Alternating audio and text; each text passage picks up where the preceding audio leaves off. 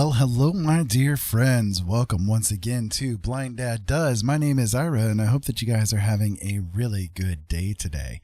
Today has been an interesting day for me. Hopefully everybody out there is doing all right and hearing me okay. Should be able to hear me okay at this point in time. I had a little bit of a boo-boo there at the beginning of it, but yeah, everything seems to be functional. Hopefully. I don't know. Well, my sound's not working. My music is not kicking on, and I wonder why. Let me see. There we go. Now we got it. All right. So, yeah, today's been an interesting day. We had a long road trip that we had to go through and endure, and it was all right. You know, we got some tater tots for dinner. Wait, tater tots is a dinner? Well, yes, it can be a dinner if you want to make it a dinner, but it's my kind of dinner. I like it that way. Anyways. So I am nice and full. I am also in a little bit of pain today, so I'm hoping that everything is going to turn out to be okay. But it should be all right. Awesome. Thank you, Jolene, my dear wifeling, telling me that the sound is okay. Good. So I'm going to do a little bit of something different today, I think. I was working on a couple of things yesterday, and I tried to kind of complete something that was interesting that I've never done before. I kind of stepped into the realm of art that I never expected, and okay, well, this guy here, he came out a couple of days ago. I expect that kind of thing. That's kind of weird. You know, I like it, but this little bit of something, whatever this is, decided to come out yesterday as well, and I'm not sure what happened. It's kind of weird, kind of interesting. I don't know. It sort of reminded me a bit of like maybe a scene from, you know, kind of like one of those surrealistic kids books or something like that. I'm not done with it. I think there's still quite a bit more that I need to do to it to complete it, but I definitely don't feel in the mood to work on that one in particular today. So I will pick that one up again at a different time. That's okay. That happens sometimes with us as artists, right? We see something, we run with it for a little while, and then we're like, nah, I'll move on to something else because we're flighty. We're mercurial that way, right? Indeed. So, I will go ahead and try to see what I can do to get things started today. We'll see if Photoshop will load up. Yes, it will. Okay, good. It is functional for the most part, thankfully. So, yeah, I don't know what's going to happen. I don't know what's going to come about. For those of you guys that have never tuned in to me before, well, welcome. Where have you been? I've been here forever. Not really. I've only been here on Twitch for a few weeks, but I've been enjoying my time with it. I've been on YouTube for a number of years now, but I'm kind of moving a little bit away from YouTube slightly. I'm doing recorded content over there. I am still doing live streaming there as well. So for the moment anyways, I'm trying to get affiliate status over there on Twitch, and probably once I get affiliate status, I will just upload some recorded videos that I do to YouTube as it goes, you know, because Twitch likes to have that exclusivity thing for a little while. So that is probably what I am going to try to accomplish as time moves forward. I'm close. I've got enough followers. I've definitely got enough stream time. I've streamed about 110 hours worth of time over the past 30 days. And I think I've now officially streamed for 29 days straight. 29 days, something like that. Yeah, somewhere in that zone. But it's a lot. It's a lot of content for you guys to consume. But I am enjoying it. I am enjoying the process. I'm enjoying the creation of things over here. And, you know, I do miss doing live streaming. I kind of miss it from my radio days, you know, back in the day. AKA about a year and a half ago, I was doing a lot of streaming with my radio shows. And I've kind of, well, gotten away from that, to say the least. So I'm trying to do what I can as far as still being able to contact you guys and be here with you guys, while at the same time not stressing myself out to the point where I'm diabetic, which is what ended up happening. So I'm enjoying the process, though, of doing this live stream stuff with you. And I hope that you guys are okay with me feeling a little bit nervous as far as showing the artwork and all that kind of good stuff goes. This is like my 6th or so stream that I've done of my art, and I'm still a little bit nervous about it, a little bit twitchy, about it because my process is a little bit different. You know, it's a little bit bizarre and a little unexpected, I guess you could say. So it's just kind of one of them things, you know, where you are not quite comfortable in your own skin, so to speak, when it comes to the creation of things. But that's okay. We'll get there. We'll get there. I am, however, that being said, extremely grateful for the community over here on Twitch that has been really welcoming to me as far as doing artwork and stuff is concerned. You guys have been really great to embrace me in the way that you have. This poor little fledgling Twitch user here. So, yeah, Jolene says that I have inspired her to create again, which is nice. I like seeing that myself because she's really good at doing her own stuff. Right now, her creation process has to do with crocheting, and I'm always very fascinated by people that can do knitting and crocheting and all that kind of stuff, you know, kind of weaving together this piece of art out of this fabric stuff, you know, and it's really, I don't know, it's cool. It's weird, but it's cool. And, you know, sort of the skeins of fate, so to speak, right? With every little stitch that you make, every little pearl that you create. Isn't it purling? Yeah, something like that. I don't know. And every frog that you have to delete. I don't even know the terminology. I'm just throwing things out there at random. But, you know, it's interesting to me to see people make these really cool things. My dad used to do a lot of crocheting. He was a drinker for a long time.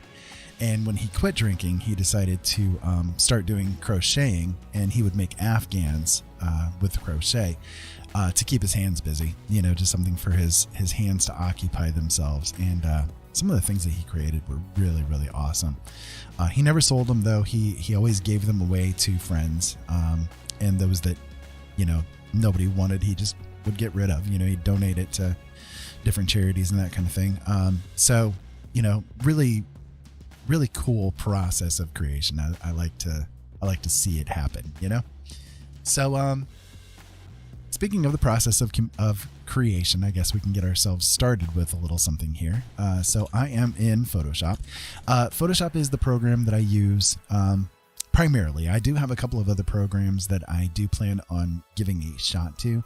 I have downloaded, Krita, and I plan on giving that one a whirl, but I don't know if it's going to have like some of the things that I can do to get myself started. I don't know if it has those things available to it, basically. So I'm going to have to explore a little bit and see. I know that there are a couple of other programs out there that I could do painting and artwork and stuff like that with. But again, my starting point for the creation process is a little different, a little bizarre, and I've been able to figure out within Photoshop how to do it, but I don't know if there are other programs that are out there that can do the same, or at least similar, to allow me to jumpstart myself. So bear in mind again that I am a blind guy, so this blindness that I have, it makes me kind of have to work within certain ways to get things functional. So I'm going to show you the techniques that I do. I'm going to do this kind of as a tutorial style for you guys, because that's how I feel the most comfortable being able to talk about it, basically. So,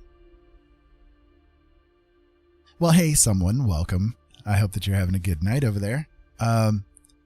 So let me see what I can do to get started. With Photoshop, what I do is I create a new image, and I go to a pre-made canvas sort of a situation, you know, a template, basically.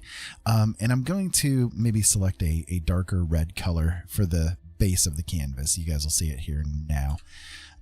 So the color of the canvas with this technique doesn't really too much matter if you are doing things at 100% opacity. But what I do is I use something within Photoshop called the pattern stamp tool. Yep, I know, Liam. I just go with the someone because I like saying it's someone. Someone is here.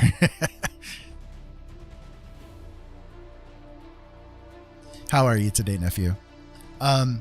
So within Photoshop, I have a brush set up for the pattern stamp tool that has this kind of weird pattern today. If you look at it, it kind of looks like Kermit with his mouth open and screaming or something like that. But the reason why I do it this way with this kind of a brush is because it has sort of a unique feel to it, a unique texture to it. And it kind of helps to, again, facilitate the things that I'm going to be doing. So I'm going to set my brush to 100% opacity, and I'm going to use a pattern stamp here that I have installed in it. I'm going to make sure that I have both aligned and impressionist check marked. This is where the things are important, right? So with impressionist, with the pattern stamp tool, if you don't have impressionist turned on, essentially you're just going to be making a copy of the image that's on the stamp, and you don't want to do that. You don't want to copy your own art. You don't want to copy somebody else's art, right? You want to create something new. But with the impressionist checked, now you're going to see that it's actually just adding in a bunch of random colors that are available in the palette of whatever the pattern is. You see what I mean? So you're just basically allowing your palette to choose what it's going to, do. You're allowing your imagination to start running a little bit wild to see what you can make of it, to see what you can create from it. So I can see here, this one's kind of interesting. There's like almost the start of a face here in some kind of way. Let me bring up the a new layer here, and I can show you. I'll choose white on the brush, and we can like kind of show you. Whoop, I need to up the opacity on that so I can show you guys better. There you go.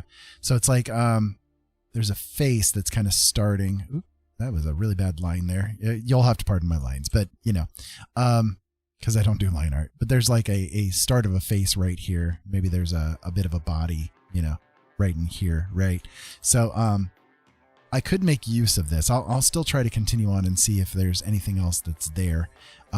But yeah, it's pretty interesting what can start to come out with this, So let me see. We'll turn the aligned off, and we'll kind of maybe work just a little bit further here.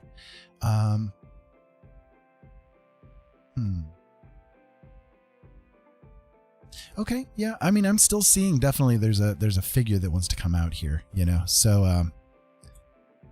I guess we can run with it. We can see what happens. I'm going to do a new layer. I'm going to keep that bottom layer intact just so that I can use it kind of as a point of reference for myself here. And then I'm going to go to the brush tool, and I'm going to set the opacity on the brush a little bit low, maybe 20-25%, somewhere around in there.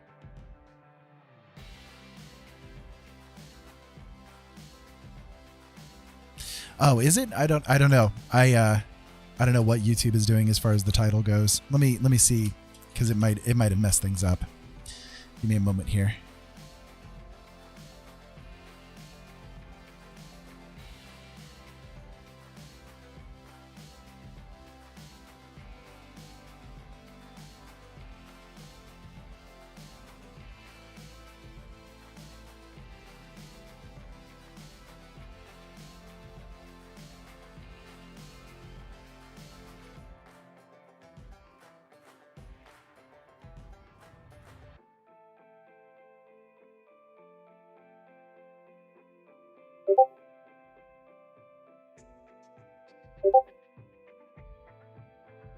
Okay. Yeah, it's the same on Twitch too. Yeah, I'll change it around. It's all good. It's no big deal. It's pretty easy to change around. It should be fixed on YouTube if you refresh the page. And then let me see. I've never done this on the fly while I'm doing a show, so I'm not sure if it'll allow me to edit it or not.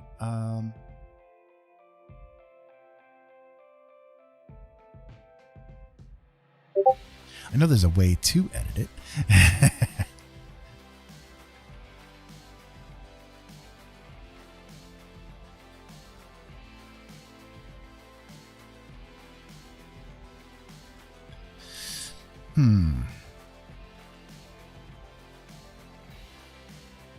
only Ollie was awake, I could ask them, but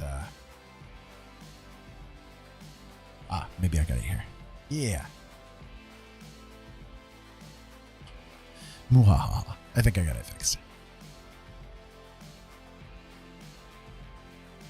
Yeah. There we go. Okay, now I got it fixed. Good enough. That'll work. Good enough. Okay, so again, I'm going to select just a brush here within Photoshop. I'm going to choose this brush right here. Is a pretty good one for doing sketching with. It's got a nice feel to it, and it's one that I like to use. As you can see, if I kind of do it here, it's good for helping to blend things a little bit. You know, it's got a nice texture to it, I guess you could say. So yeah, so let me see what I can do here. There's a couple of things in the image here that are kind of calling to me, and this is sort of how the process works. Basically, you're going to take a look at this like a cloud watching situation. You know, if I look at something and I see a bunny, you could look at it and see a dragon, but both of us are correct because it's the same cloud, right? So what I'm seeing here is something maybe that's different from what you're seeing, but I'm still going to like run with it and see what goes on, you know, and try to develop something out of it. So I don't know if I'm going to be able to or not. It's always a random kind of a thing as to whether or not it's going to happen. But we'll see what works out.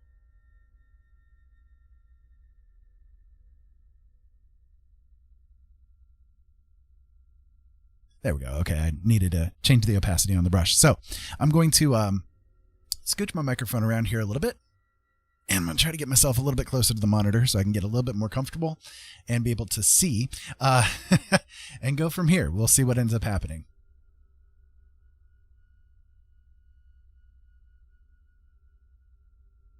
So what I do, like I'm seeing a face that's here. And so what I'm trying to do here is just kind of like use the same color scheme that's already showing in here so that I can try to develop it a little bit further into, you know, something useful, something usable, you know, and we'll see what occurs.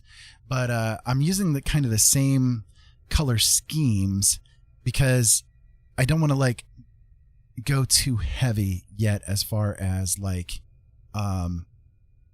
highlighting and shadows are concerned. The painting is not ready for that yet, you see.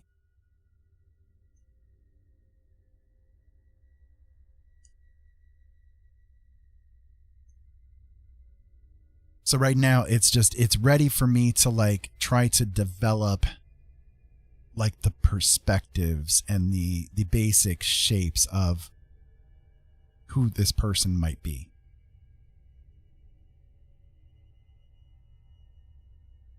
Kind of what they're doing at the moment, you know?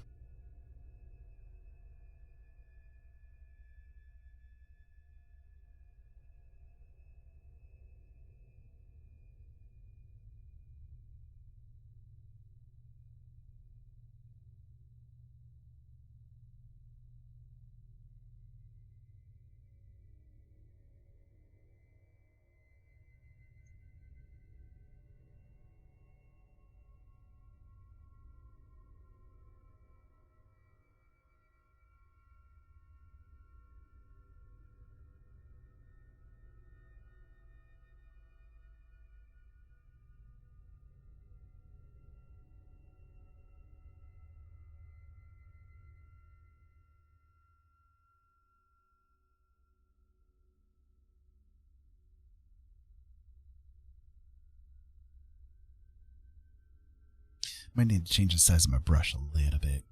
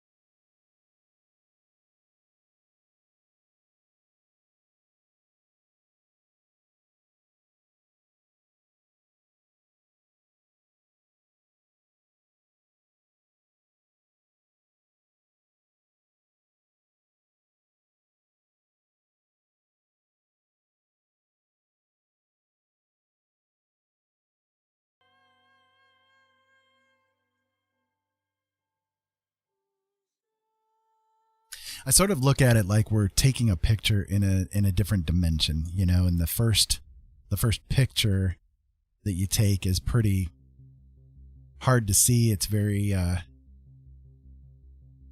dark and dim and faded and blurry and all that kind of stuff. And, you know, you have to kind of like work through taking new photographs within this dimension so that you can figure out who is this or what is this. It could be a landscape, could be a person. You know, right now I think that it's a person that's here, right? But I don't know who they are yet.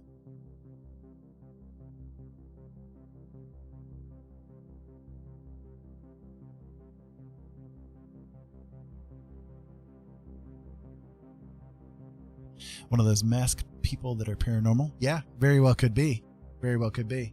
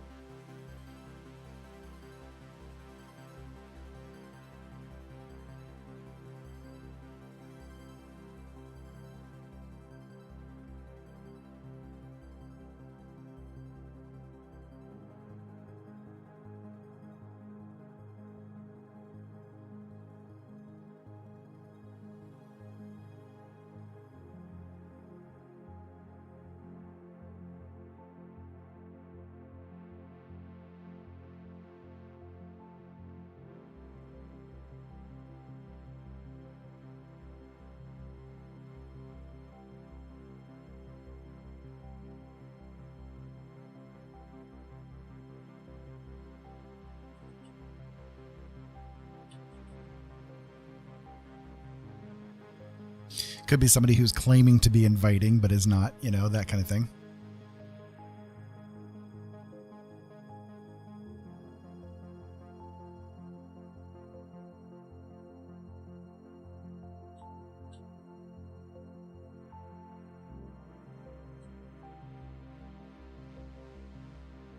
Okay, so I merged those two layers together because, okay, the head seems a little bit off to me, so I'm gonna select it and I'm gonna resize it just slightly down.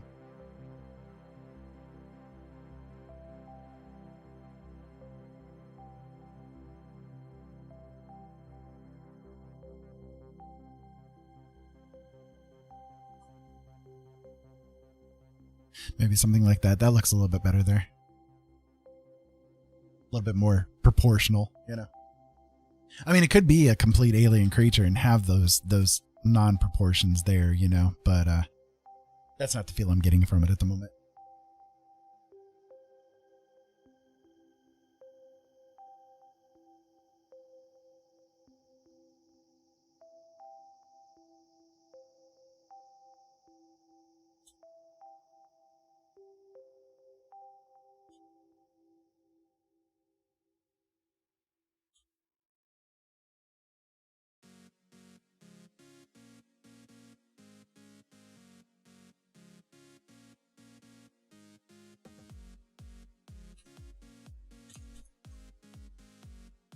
Well, hey, Napkins, how you doing today?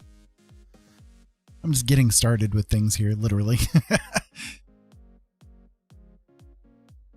This right here is what it started off as. So I'm kind of running with it from there.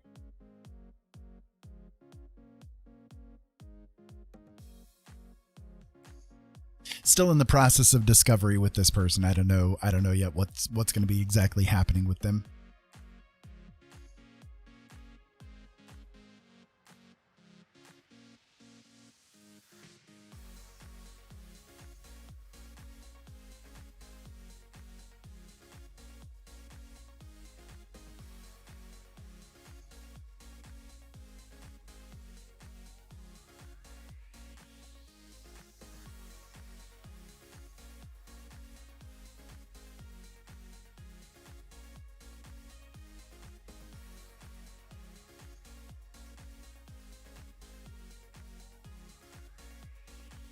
Looks pretty weird at the moment.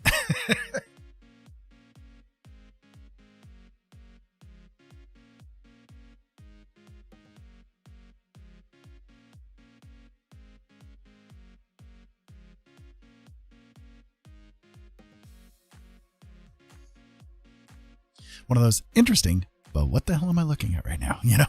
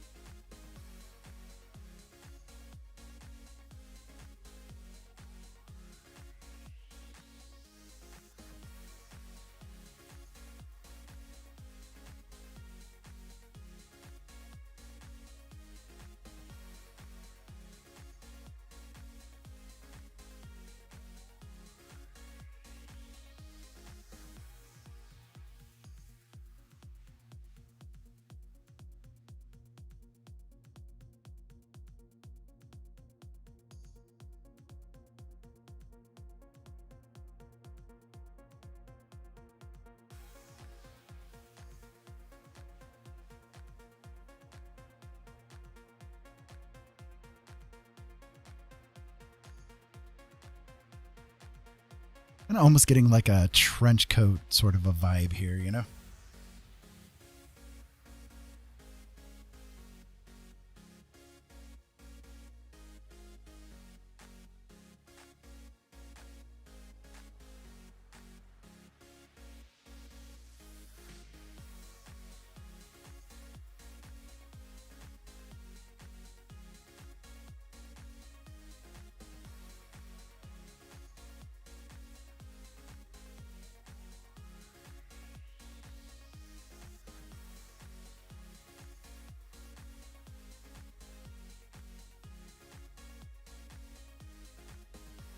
So what you been up to today, Napkins?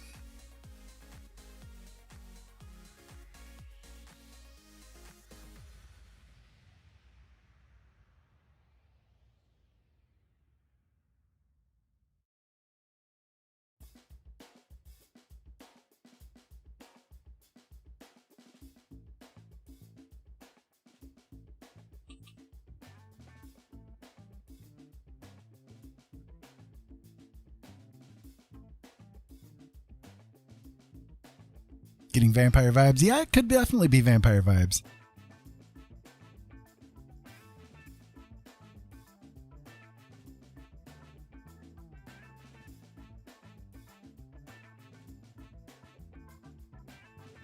It's still feeling a little bit off, you know, and I'm trying to figure out what I need to do here to correct it.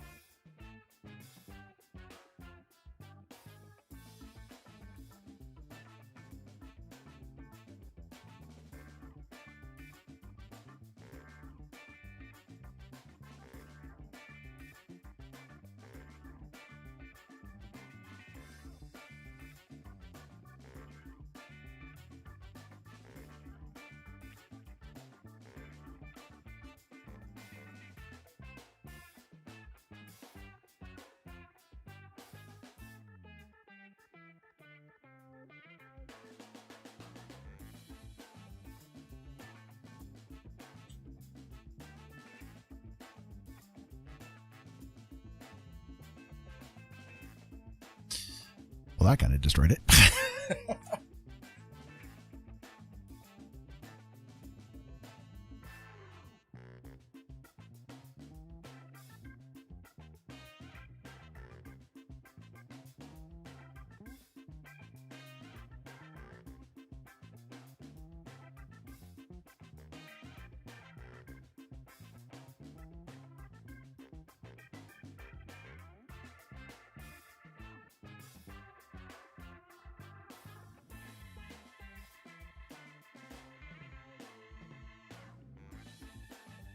I think it's because the eye maybe is a little bit too low, you know, so I'm just trying to like correct it here a little bit.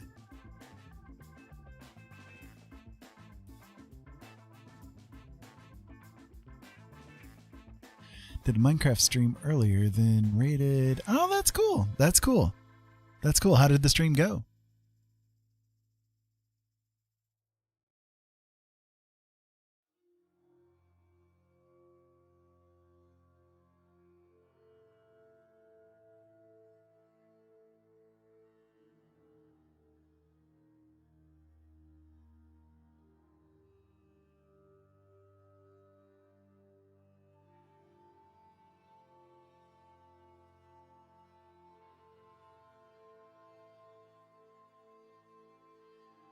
Yeah, that's a little bit better there.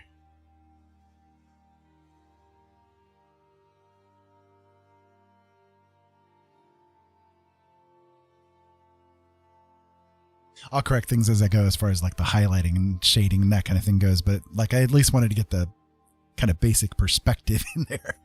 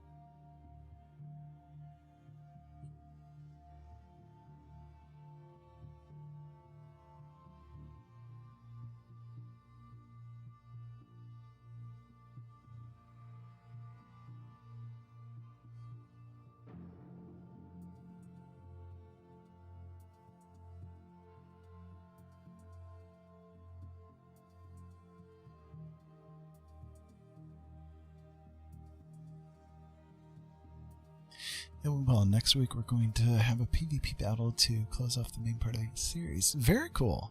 Very cool.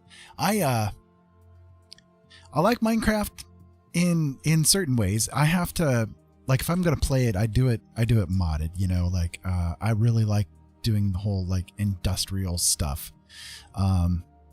That's where I get my biggest kick out of it, you know, like just making big machines and quarries and all the, you know, all the things. I love doing that kind of stuff.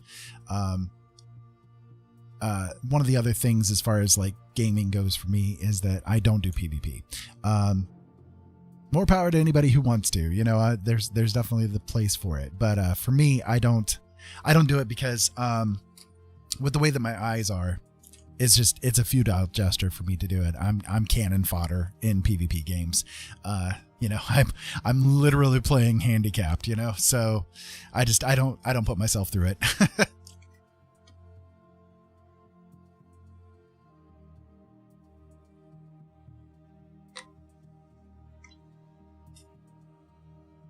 I have done a couple of different like PvP centric games over the years and have tried to enjoy it. Most of them have been like before my vision really got to the point where it is.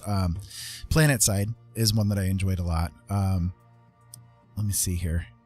I did PvP in like Dark Age of Camelot, Ultima Online, you know, that kind of stuff, back in the day stuff, you know, but as far as like nowadays and the FPS shooters and all that kind of stuff goes, nah, it's just not for me. It's just not for me.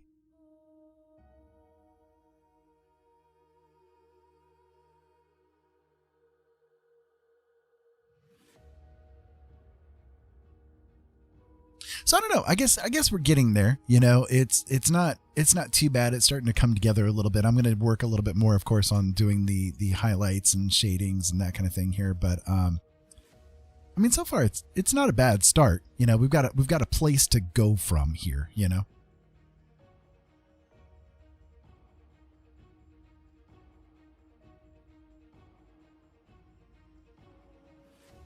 I'm kind of assuming that like, okay, so there's like an ambient to the background here. I don't know yet what the background's going to be doing. Honestly, I have no clue yet. But there's kind of like an ambience to the light that's coming in. I'm getting the feel that there's like maybe an indirect light that's coming from this direction right here. So that's kind of what I'm focusing on as far as like the shading goes with the picture. You know, it's not like it's a front flash photo kind of a thing.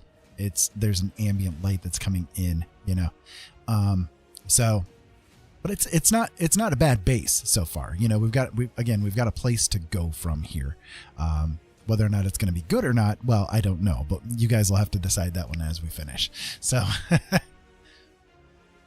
to be 1 versus 1. I've been setting up traps and stuff. Ah, that's cool. That's cool. So is it one that you are kind of like the world itself you've set up as a PvP world? And hey, Fox, I didn't see you come in. Well, how you doing tonight? Is it Fox or is it Bull tonight? The Fab people. I just need to start referring to you as Fab because you guys are Fabu, to say the least. But it's nice to see you guys here. Thank you for showing up today. I appreciate it. Just kind of getting started here. We started off with, well, a bit of a mess, as we usually do, right? I ended up splatting some paint down. This right here is what ended up, you know, kind of starting with everything, and I've been working through from there to get to this person, where whoever it is, whatever's going on with them. Fox is playing D&D. Well, you guys are fab. I love you guys to death, and I'm so grateful that you're here with me, Bull. Just a world that I'm hosting, and my friend joined me for the series. Gotcha. Okay, gotcha. That's cool. So if it's PvP between friends, that's more fun, you know. I can handle that. I can get behind that, even if it's like something I would probably be a little bit of a fail at. I could still probably enjoy myself at least a little bit with it, you know. But if it's like just kind of like the randos, you know, nah,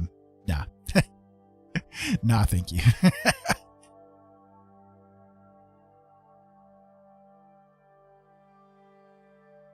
So I'm just kind of right now, I'm going to go through and do a little bit more as far as the highlights and shading goes, so that I can bring things a little bit more forward and back in the picture. And we'll see where it goes. I mean, like I said, though, I'm not dissatisfied with the base that we have here. You know, this is a pretty good base to work from. So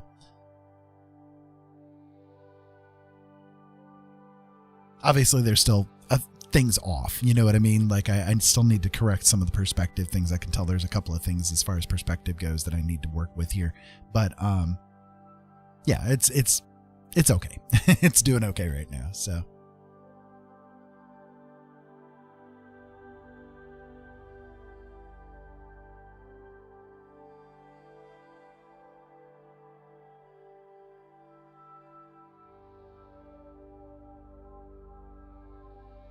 I get the feel that they're wearing a trench coat, you know, like that's definitely the feel that I'm getting from this.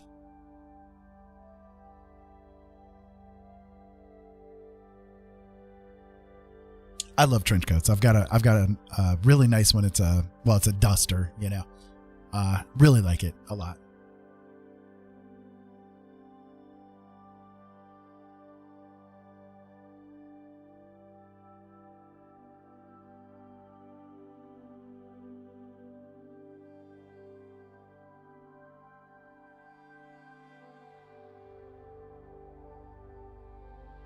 Kind of feeling like the elbow should be more like right here, basically. So like with human anatomy, for those of you guys that aren't aware, you know, if you don't think about it and that kind of stuff, which a lot of people don't, and that's okay. But with human anatomy, our elbows, you know, the bottom part of the elbow here, it tends to be like right beneath where the most bottom part of our rib cage is. So like the side part of the rib cage, not the front part of the rib cage, but you know, the rib cage kind of has that curve, you know, that comes downward. So our elbows, for standard anatomy, of course there's people that are different and people that are slouching and that kind of stuff, you know, but in general, generalized statement, in general, the elbow is going to be kind of like in that zone where the bottom of the rib cage is. So with this picture right here, I'm kind of thinking that their rib cage is like maybe right here. This probably like the curve of it is right here. You see what I mean? So if I put the rib or put the elbow so that it's like right here, then that might look a little bit better perspective wise once things get a little bit more, you know, completed and stuff.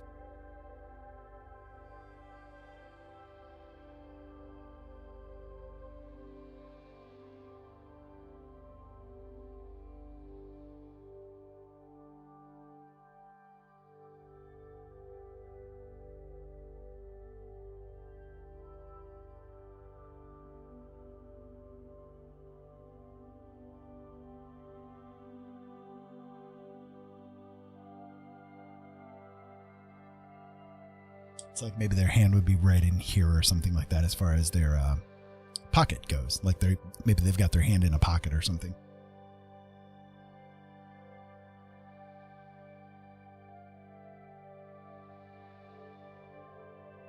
Yeah, maybe something along those lines. Just to help myself get things started here a little bit, you know.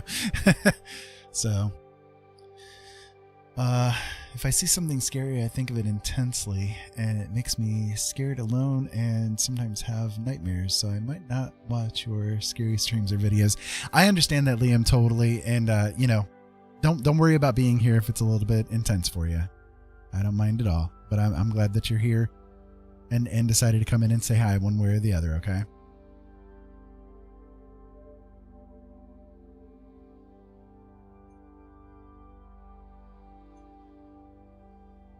For those of you guys unaware, someone there in the YouTube channel is one of my nephews. So he's a very cool guy. Very cool guy.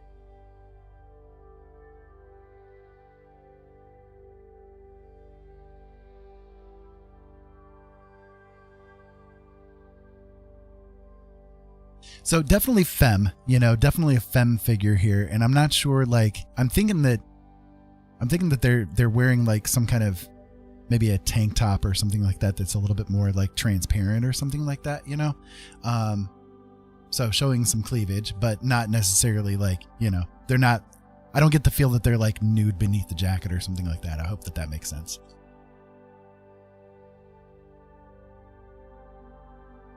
What I'll do is right now I'm just kind of like, again, shading in the spots that need the shading and that kind of stuff. And I'll probably like change this area into a bit of a different color, like maybe, I don't know, maybe a green or something like that, you know, just some kind of opposing color to what's happening here so that it's very apparent that that's like a shirt that's beneath her, beneath her bosom.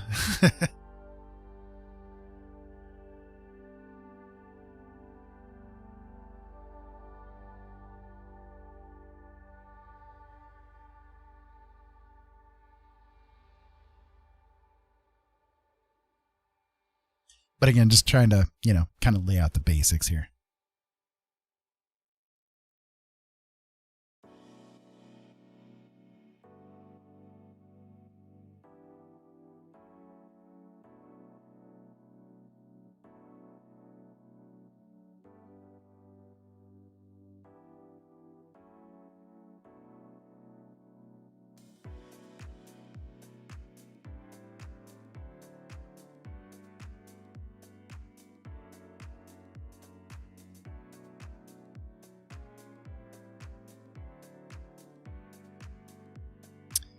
Got caught up in Final Fantasy, accidentally pulled several mobs. Whoops. Whoopsie. That is not good. I have yet to start that one myself. I've got it. Blah. I can speak. I was in radio for years. Yes, indeed. I can enunciate my words correctly. Har, har, har. Anyways, I've got the complete collection, but I haven't actually started it yet, so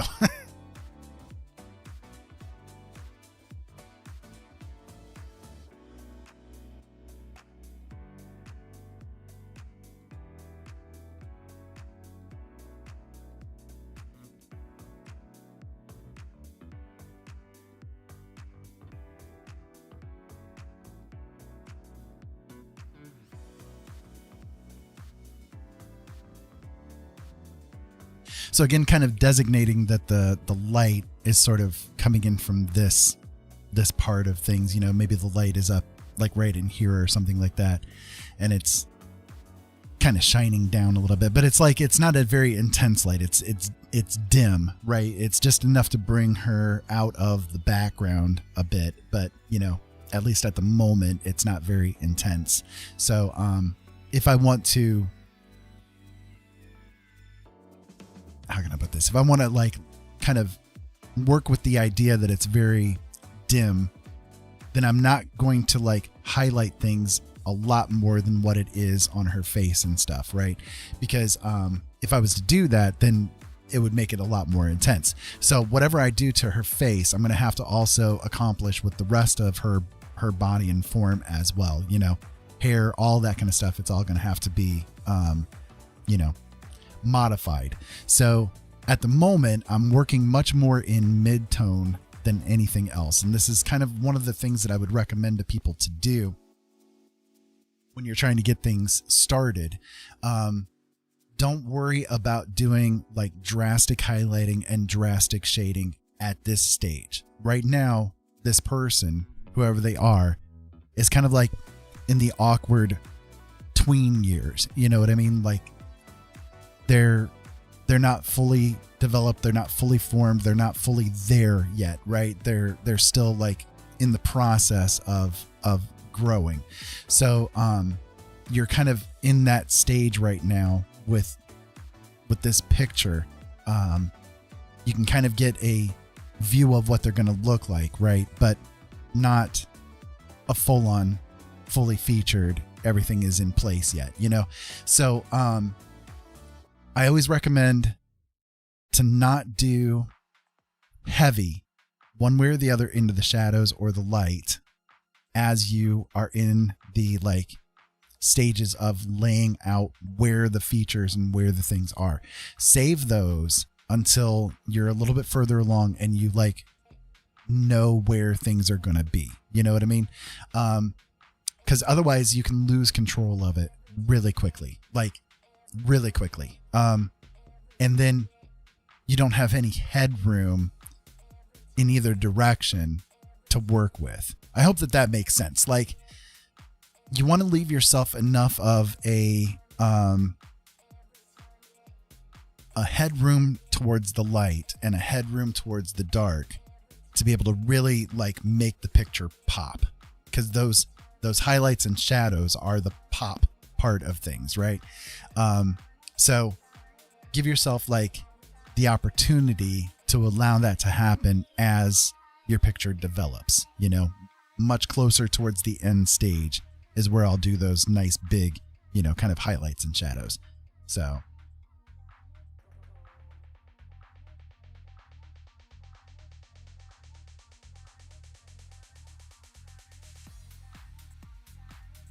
okay, so at this point, I'm gonna need to work a little bit more on the face, make sure that the facial features are where I want them to be and where they need to be, because I'm not entirely 100% on the perspective kind of things here.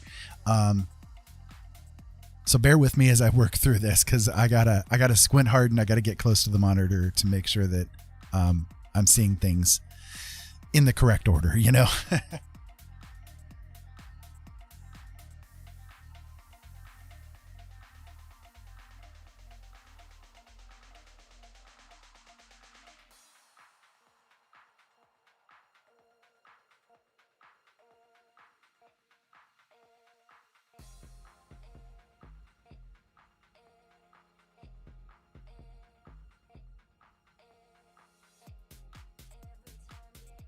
I also have to be super careful because things can go wrong here really, really rapidly.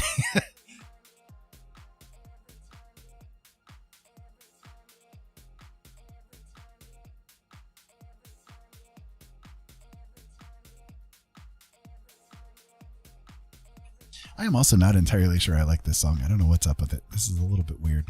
I'm going to go with a different song here. Give me a moment. Could not get into it. Right, exactly. I have done that kind of thing. Like just, you know, I'll be working on it and I'll get really intense. See, that's why I don't zoom in, you know, because like I used to do a lot of zooming, right? And then when I bring myself back out again from the zoom, suddenly I'm like, oh God, things look so horrible now, you know, totally throw myself off with it. So it's like, I try really hard not to zoom because, you know, it's real easy to just blast the whole thing away, you know? So I try not to anymore.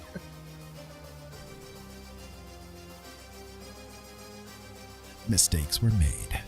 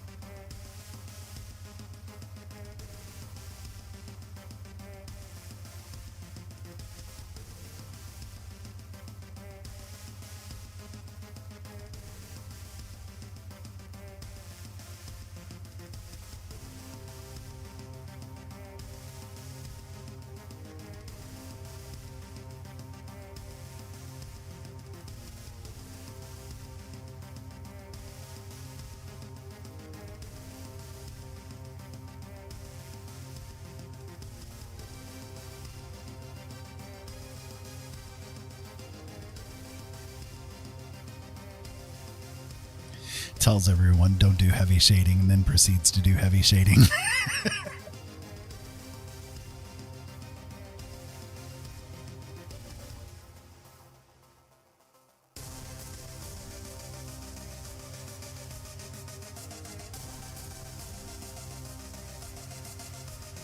Do as I say, not as I do.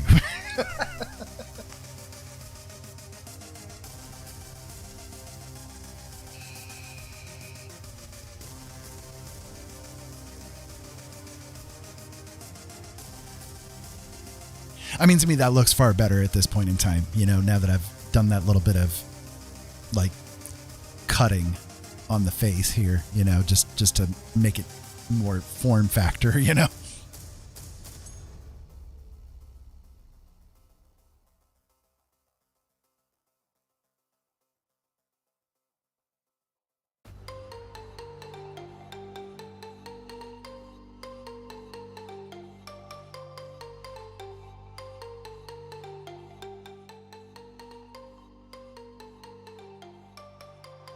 Well, that was a drastic change in music styles.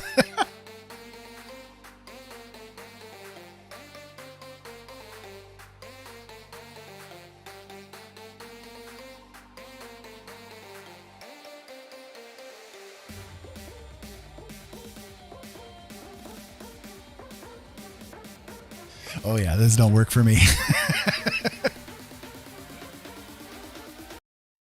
We will switch that out real quick. There we go. Sorry, y'all. I don't mean to be like shifting music around, but you know, when you're trying to do an image like this, you know, it just doesn't really fit the mood of the picture, you know? Right, exactly. It's like, does dark art. No.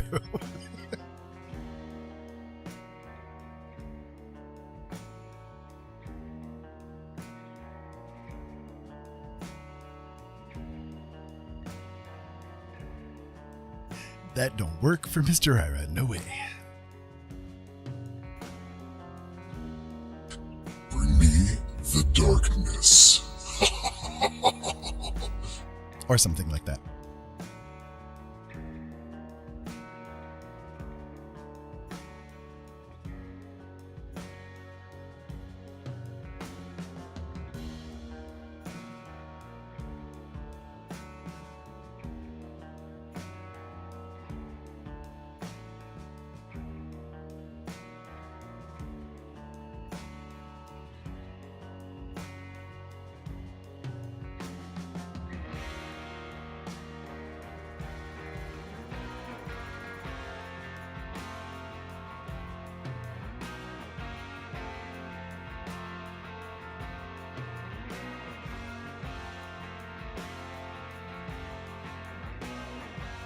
Yeah, that's a much better perspective there for... Looks like a killer. Yeah, it very well could be a killer. Sounds like the perfect combo. It's just me. I'd be the person to do evil deeds while listening to happy, joyful, upbeat music. Yes, yes, yes. Absolutely. Jolene absolutely would 100% be all about, oh yeah, give me that. Give me that. She'd be listening to electro swing while like chopping up a body or something, man. And just dancing the whole time. She'd just be like, the whack, there goes the arm. I'm going to chop off this little piece of meat. The whack. You know, she would have a blast. I'm telling you. That woman is weird. I don't know how I married her.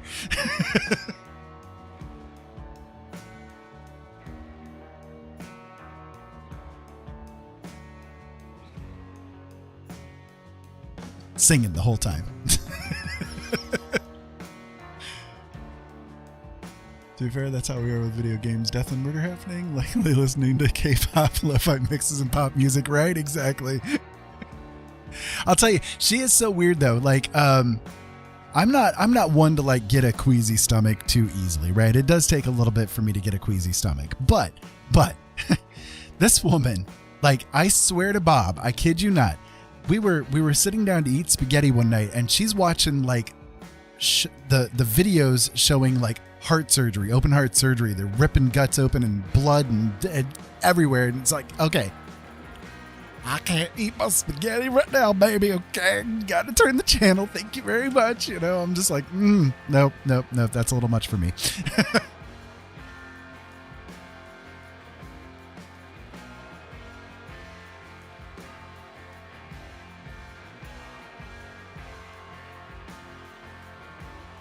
About to be mom's spaghetti on the sweater, right? Exactly.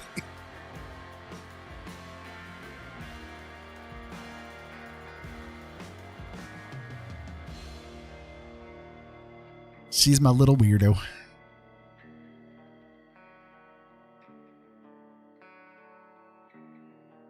But I love and adore that woman with the fury 1,000 suns could never match. So, you know, it's kind of weird though how sometimes things like that work out. You know, you end up with somebody that's like just almost opposite than you in a lot of ways, you know, and you guys get along great, you know? It's fun. That's what makes life spicy.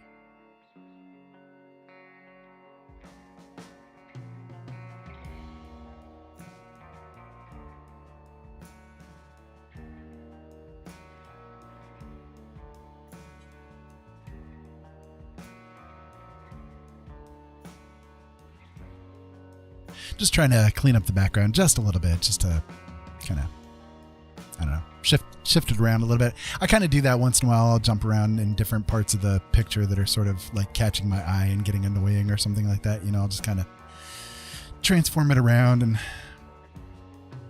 I don't know exactly what I'm going to be doing with the background yet. I might not be even doing too much. When it comes to things like this, you know, the person that's in the picture is the important part of the image, you know what I mean? So sometimes doing nothing more than just like giving a little bit of like splashes of color and that kind of thing on a background can be actually just more than enough. You know, you can get by with just doing that kind of thing if you really want to. But you can go all out, you know, definitely, of course, but you don't necessarily have to, you know? But I can like kind of, you know, I'm getting the idea maybe this is like a cloudy area or something like that. So I can take these like colors that are going on here in the background, and I can kind of just, you know, add them in down in here a little bit, cut it in different places to make it look like, see, it kind of looks like weird kind of tree feature things going on here, you know?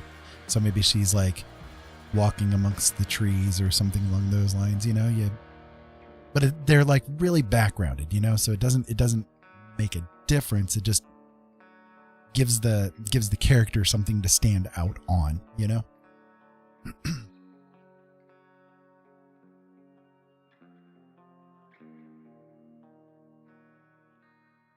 Yeah, I mean, something like that. Like it doesn't really even have to be much more of a difference than that. We'll probably like give it a little bit more character, you know, as we go, but as it stands right now, this is good enough, you know, and we'll go from here.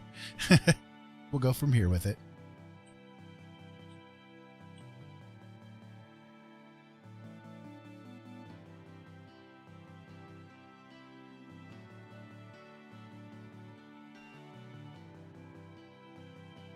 Most of though, it's just a way to kind of like fog away some of those like artifacts that were happening as I've been doing the brushwork and like cutting her out and stuff. I just wanted to do something kind of, you know, help to alleviate that a little bit so that it's not so jarring as you're looking at it here.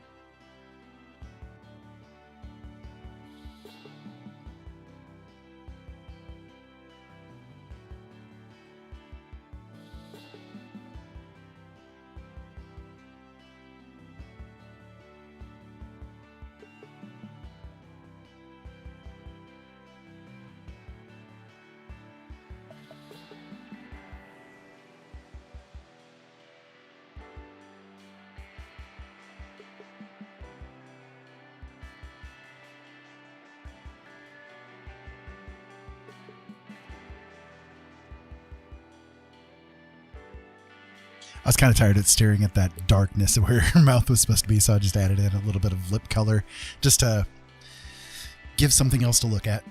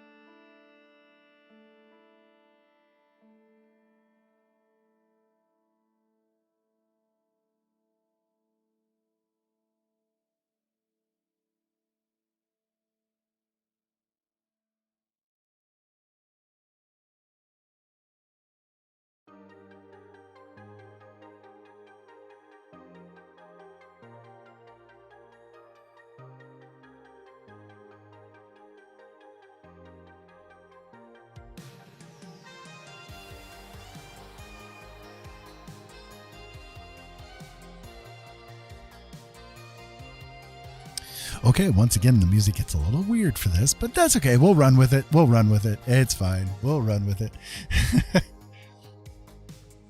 Red-haired, noir-esque vampire detective with their egg sidekick atop their head.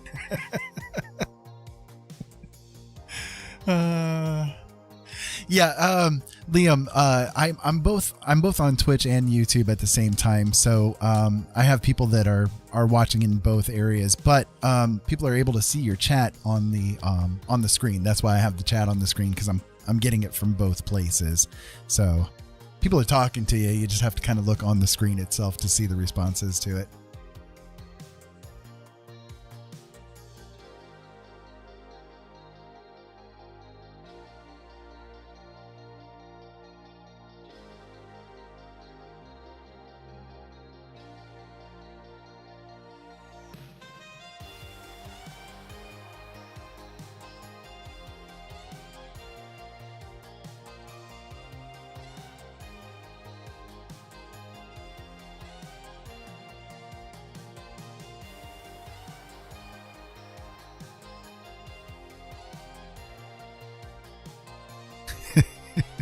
There you go, Fox. Well, Bull. Fab. There you go.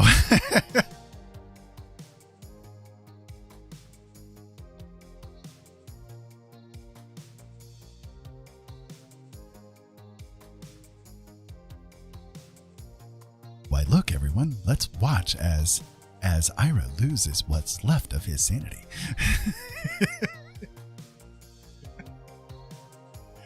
Yeah. Anyway, okay, so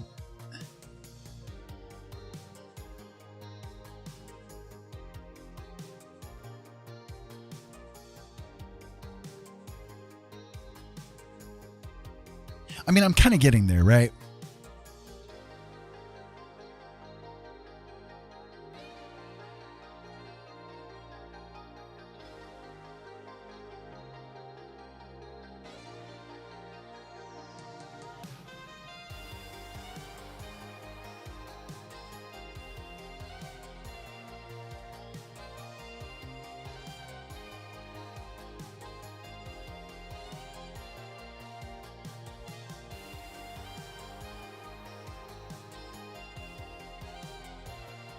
Yeah, I mean, you guys have definitely done your job as far as stealing what was left of the threads, the little threads of my sanity. But you know, I always say I am the strangest person that I've ever met. I do try to prove that every day. So, oh, you found me with a little sanity. You just ruined what was there. You corrupted me.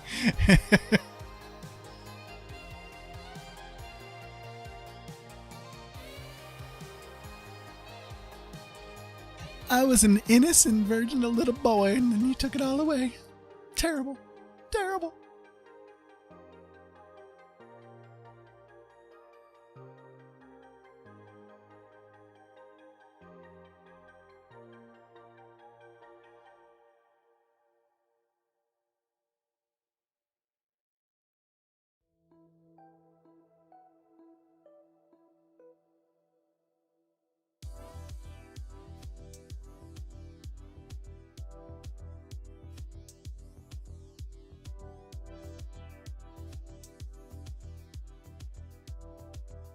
I was innocent. I did nothing wrong ever.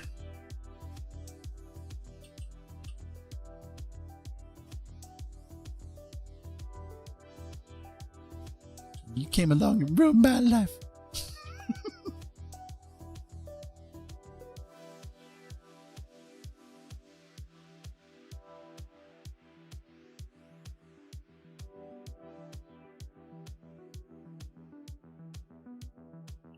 Is that anything like a Christmas vacation? I don't care what they say. I don't care what you've done. I don't care if they told me I've ruined my life. I love you.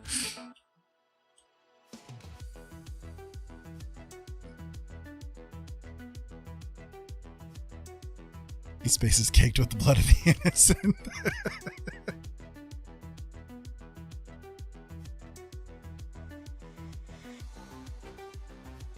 Oh, little lambs.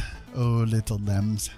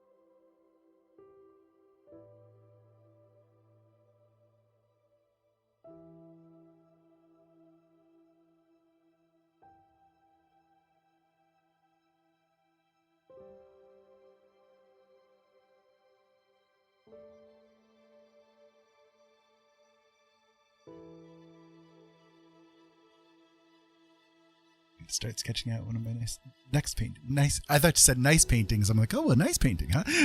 Your next paintings. That's cool. That's cool. What kind of thing do you have in mind? Do you have anything to go with, or are you just kind of embracing the random as well?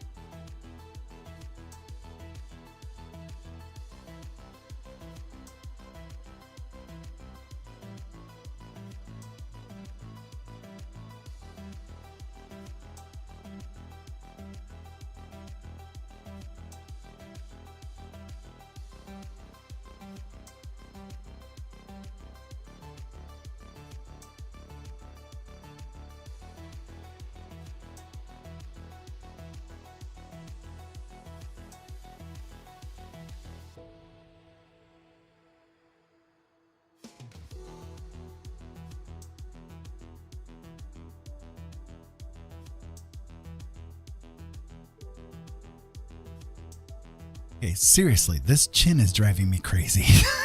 Like, I'm trying to figure out what to do with this chin to make it look right to me. I think I'm getting it now, but like, it's just my eyes keep going back to it, going, the crap. That's not right. Urgh.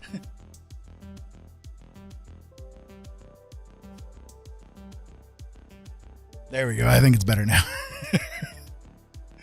Thank you. I appreciate it. I'm struggling here, man.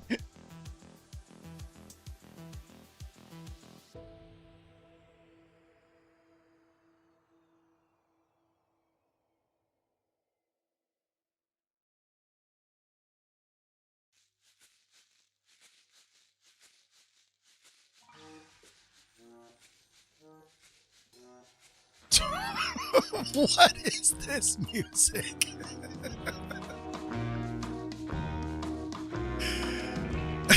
Computer, what are you doing to me here?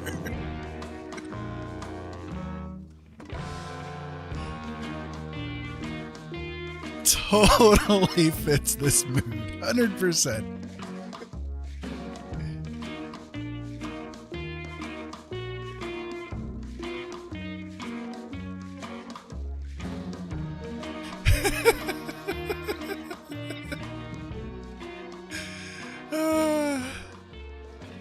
Lordy me. Lord help me. Lord save me from this. This tormented existence you've given to me sounds like VeggieTales, right? Exactly.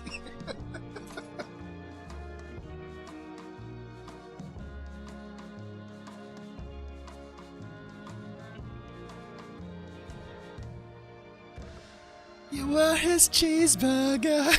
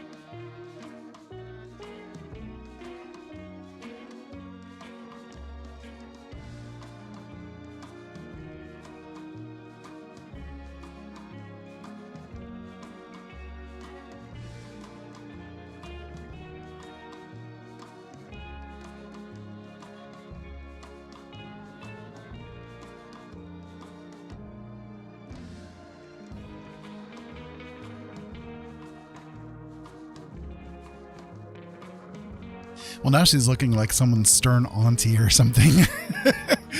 Why are you out here drinking, Brenda? Why did I find you out here drinking, Brenda? You should go home. You know you really should go home, right? Wander around the house a bit like a zombie and lurk about here, y'all. Get into trouble. I've got. Indeed. Thank you both for being here. And come on back. Come on back now. For whatever kind of weird music's going to come up next.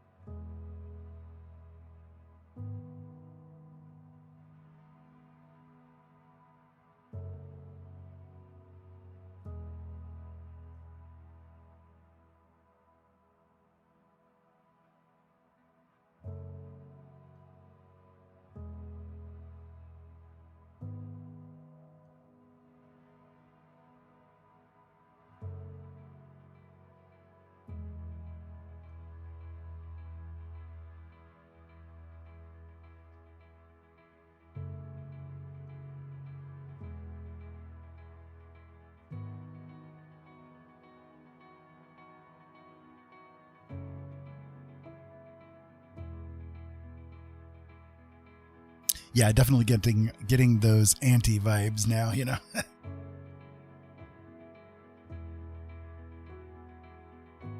Vampire ant. Could be. Could be.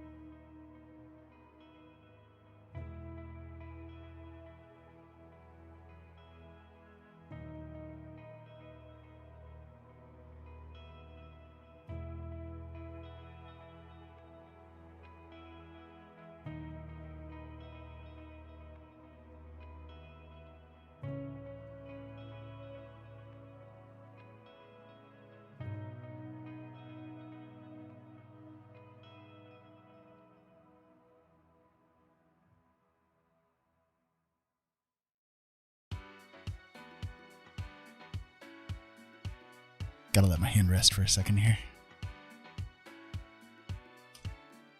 Okay, so space ant. Indeed. Oh, Ennis ant? I don't know. Whatever your name is, you're just kind of like spamming over there on YouTube, eh?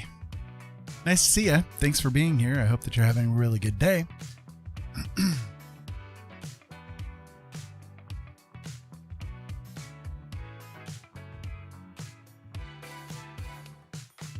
You can talk. You can do things besides just doing A, you know? Or are you just trying to say A? Nice to see ya. Thanks for being here.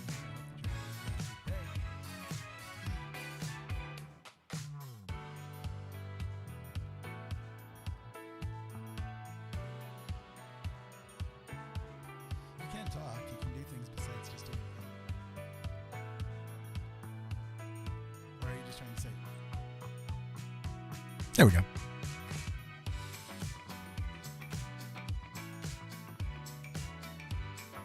Okay, moving on. That's the thing with YouTube. We'll just clear that out of the chat real quick. There we go. So, I'm so dissatisfied with these lips. I'm trying to figure out like where things are going and all that kind of stuff. I don't know. I'm not sure. But we'll get it figured out. We'll get it figured out. Hey Tater, how you doing? How you doing? It's nice to see you. I hope that you're having a really, really, really good day. And thank you. I'm giving it my best whirl here. This whole thing started off as, well, this. And I've kind of tried to do what I can from there to draw something out, you know, trying to figure out who wanted to say hello from that big squiggle of paint. And this person right here is who's so far showing up. So...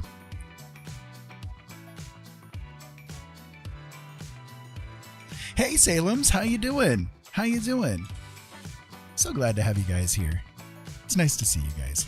I can show you, I don't think that you ever saw this. This is the one that I was working on yesterday. And I haven't abandoned it, but I didn't feel like working on this one today. So I just kind of like went with a different thing. But I'm liking how this one's starting to come out. I need to put another, maybe a couple hours worth of detailing into it, but, yeah, not too shabby. Not too shabby. And this is the one here I did the day before that on stream. So there you go. He decided to come out and say hello to everybody. So thank you, Tater. It's weird, but it's how I work. You know, it's weird, but because of my blindness, because of the way that my vision issues are, I have to kind of do what I can to facilitate things. The way that I see things is sort of akin to this. This is a picture of the moon. And as you can see, there's multiple versions of the moon. They're all superimposed over each other, ghosting, they're warping, all kinds of good stuff. This is basically how my eyes work. So everything that I see, every object that I see kind of follows exactly that kind of a thing. So, I have to do things in a weird way to make it so that I can see good enough to do things. I can't do line art. I wish I could, but line art just isn't for me.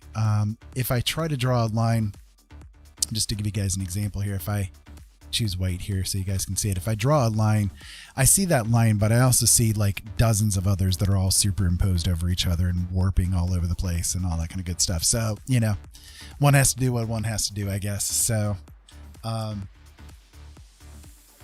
just the way it is. So I've found this little technique that I work with so that I can give it my best shot still, while not being able to do lines very well. So yep. Actually, I'm thinking it's a vampire because like a lot of people now have said that they're getting a very big vampire feel out of it. For a little bit there, the way that her lips were and everything like that, I was kind of like, she's kind of like an auntie who found you in the middle of the night drinking or something, and is like, you need to go home, Brenda. You need to go home, go to sleep, and we'll talk about this tomorrow. That kind of thing. So, but now it's definitely got more of that vampire-ish vibe to it going on. So, it's fun. You never, like the way that this technique is with me, I never know from minute to minute, like what's going to be coming out and making an appearance. Sometimes it's landscape. Sometimes it's, a person or a figure, or in the case of yesterday, it was some kind of weird children's illustration, so I just don't know like from moment to moment what's going to be there. But I've been given this, about 2 hours worth of work now? Hour and a half worth of work. Yeah. So this is about an hour and a half worth of work plus me like gabbing a lot in between. But probably maybe 45 minutes or so of actually steady, work. So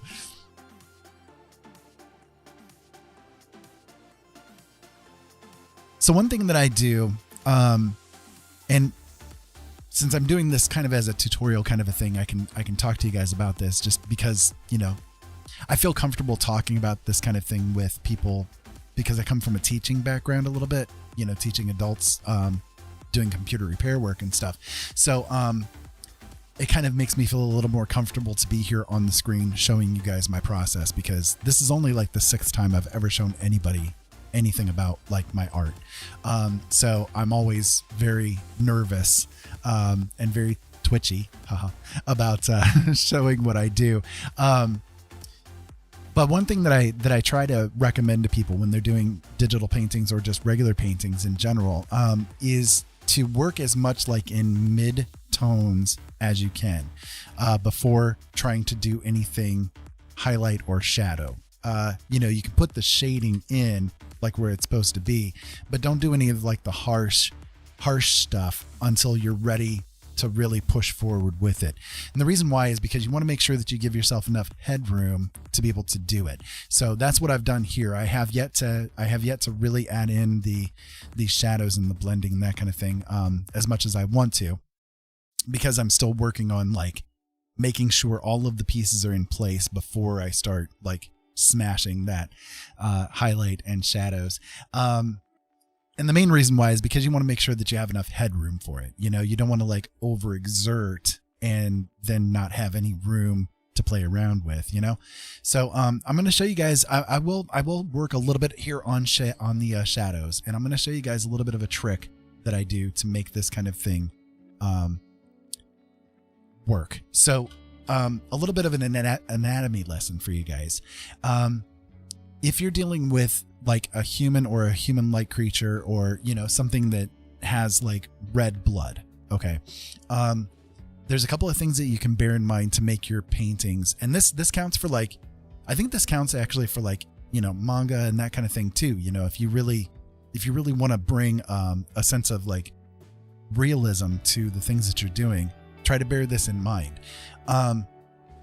Skin does have a pigmentation to it. There is the melanin that's in the skin that does add a pigmentation. It adds a certain, like, you know, texture as far as color goes.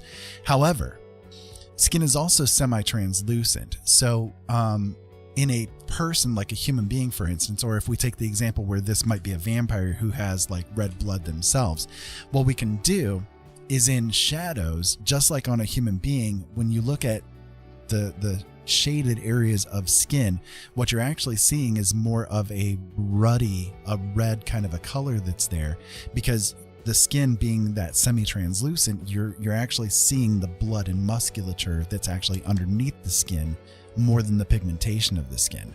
And the same goes opposite wise for highlights. The highlights are going to actually not be necessarily full-on pigmentation. It's going to be tainted with that pigmentation, yes, but it's more a reflection of the oils off of the surface of the skin that makes those highlights happen. So the highlights are actually going to have whatever ambient light you have going on, or direct light. You know, if you're doing a direct light situation, it's actually going to be reflecting the color of those lights as opposed to mostly the pigmentation that's in the skin.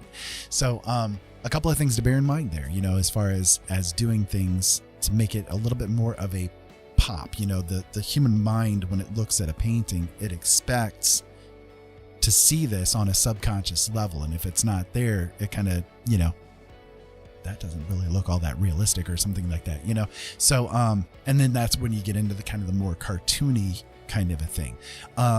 So just a couple of things to bear in mind. Also, one thing to keep in note is that and I know this coming from like photography,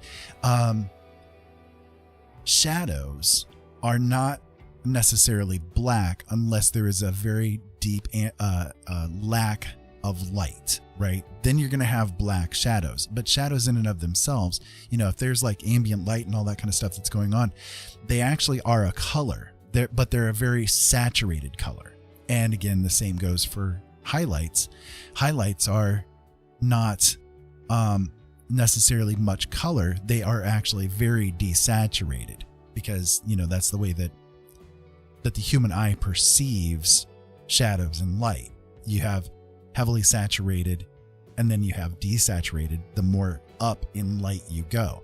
So and also the closer something is to the foreground of the screen, you know, so like, let's say for instance, I always look at things like, you know, taking a picture, because again, I come a little bit from photography. So the things that are closest are going to be more saturated and dark. The things that are further away are going to be desaturated, and a misty kind of effect happens. So like here on Earth, if you look at an object that is distant from you, it has like this weird hazy kind of thing over it, and that's because you're actually looking through atmosphere to get to it. The photons of light that are bouncing off of that object and finally reaching your eyes have to travel through atmosphere, and they get dispersed, they get scattered as it comes the distance between you and it. So the further away something is, the more like obscured it gets. So if you again want your paintings to appear like more realistic, the things that are in the foreground are going to be very nice and clear. The things that are in the background are going to be very hazy and you know, harder to see the further distant you get. So those are the things that I try to bear in mind as I'm doing these different paintings and stuff. I try to keep those kind of tricks in mind to trick people's brains into enjoying them further, you know. So okay, so let's get to the shading a little bit here. I'll stop blathering on about it. I'm going to choose a brush that is a bit of a round, soft brush, just to do the layout of this kind of a thing. And I'm then also going to set the brush itself onto multiply mode. So this is how I work in Photoshop. I don't know how it is with other programs that are out there, but you know, I'm familiar enough with Photoshop that this is how I work with it. And I don't know what else is, you know, out there. So, but there's probably something that would equate to this within the programs that you use, you know.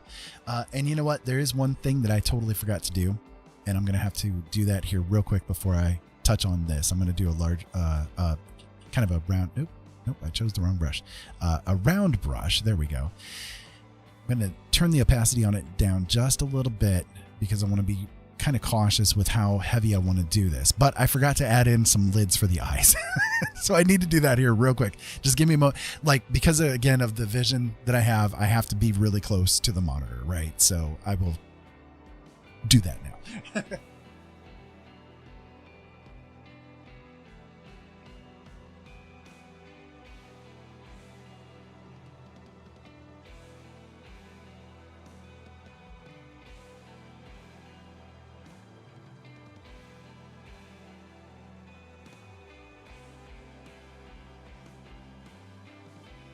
It helps if I take it off of multiply mode. I turned it on to multiply mode and I'm wondering, why is this not? No, that's because I had the brush on the wrong setting, Ira. Good job. You're a professional.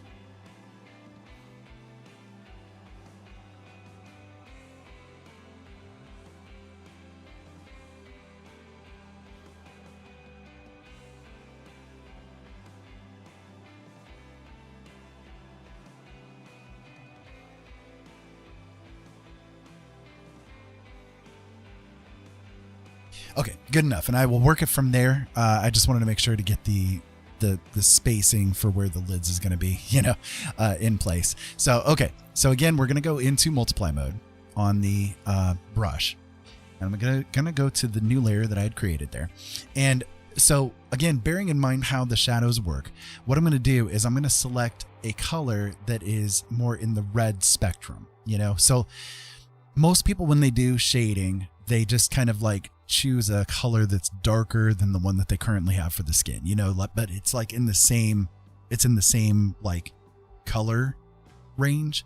But I recommend doing, again, like if you're doing a human kind of a thing, doing that redness that's there as opposed to just a darker color. You're more likely to make it pop a little bit better. So I hope that that's going to like come out with this. We'll see. Sometimes it works, sometimes it doesn't.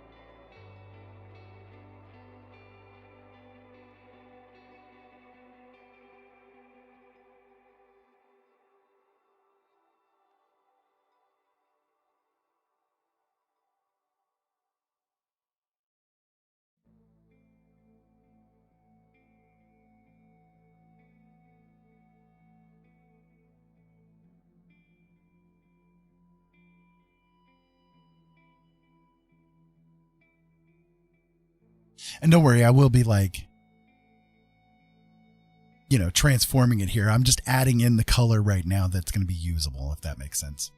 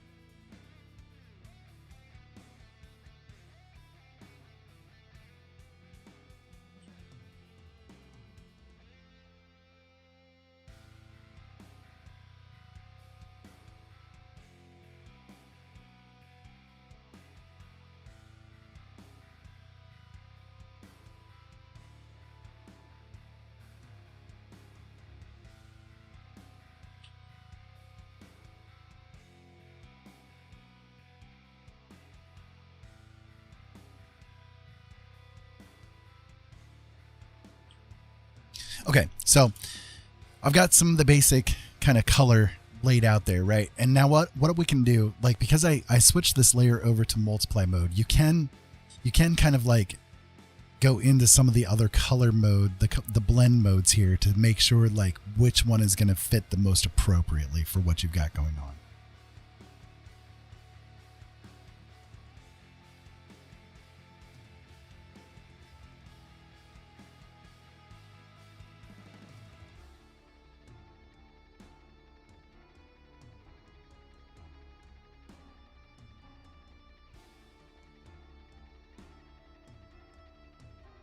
Right. So in this case, it actually looks like overlay might be the better choice than multiply. But either way, you guys can see, like, let me show you here. So like this is what it was before, right? And then when we add in those kind of reddish shadows, you can see like the way that those shadows now really pop compared to like where the skin is. You see what I mean? So it's just, and we'll work it again. We're going to work it from here, right? This is just basically laying out the color for it. And we can then like work again through highlighting and shading some more what direction we want things to go in, you see? But it's like this little trick that you can do to give yourself a little bit more power or control, over the quote unquote realism of your picture. Even though this doesn't look realistic, at least to me, it still gives you that like little extra factor of, things that you can do to make it look a little bit different, than what other people are doing. And if you guys have any questions or comments or anything along those lines, please let me know. I will say one thing with my vision that is a little bit of a difficulty for me is that sometimes like things look very skewed to me, even if they're maybe not. So like, and sometimes things look correct to me, even though they're not. So if you guys are seeing like perspective issues or anything along those lines in the paintings that I'm making, please let me know so that I can do something to, correct them. I hope that makes sense. So now what we're going to do is do a little bit more shading, but this time I'm going to do like the trench coat that they're wearing. And what we want to do with this, again, we don't want to do just a black, right? We want to do something a little bit different. So I'm going to keep this into overlay mode as it stands right now. Well, in fact, I'll just go ahead and create another layer just in case we do mess things up. But because the overlay layer worked for the shading, on the face and the skin, I'm going to try it with the jacket too and see if it works out well enough as well. So what we can do is we can take like the ambience of the light, right? So we kind of like that, got this little bit of a bluish sort of a feature. If I select right here, you guys can see up here in the color picker, it's along the blue spectrum, right? So what we can do is we can select a little bit of a darker blue, something that's very heavily saturated, but it still has that blue tone, right? And then we're going to try to, again, run through where the shadows need to be on the clothing and see what happens from there. Let's give this a shot.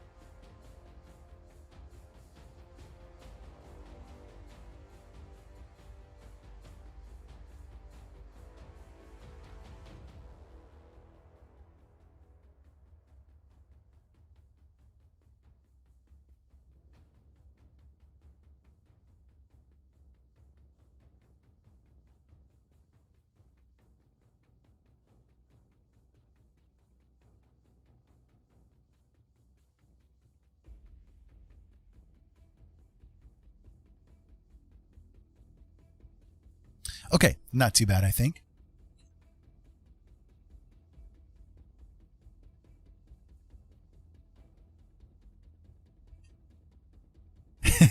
Napkin.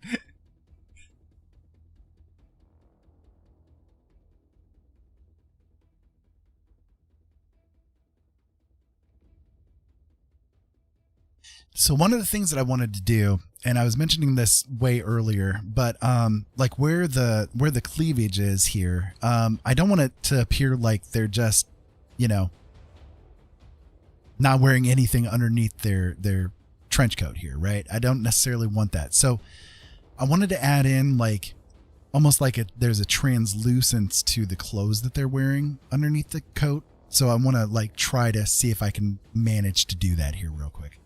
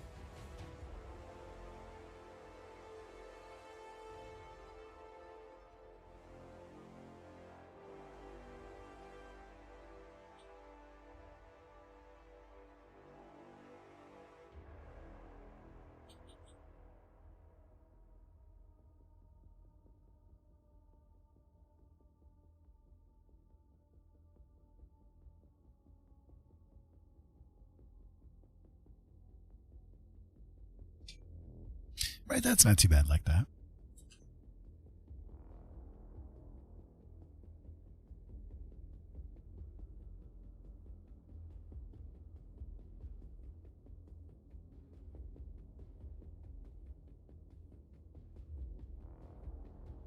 Okay, so let me do a comparison here again. So if we look, me using that kind of a blue tone in here, I think worked out pretty well to make it like more poppy instead, because right now in this without it turned on, right, you guys can see that the shading I did was kind of like more in the gray black kind of an area. So adding in that little bit of a bluish color, I think really did a lot to make it more stand out. You know what I mean?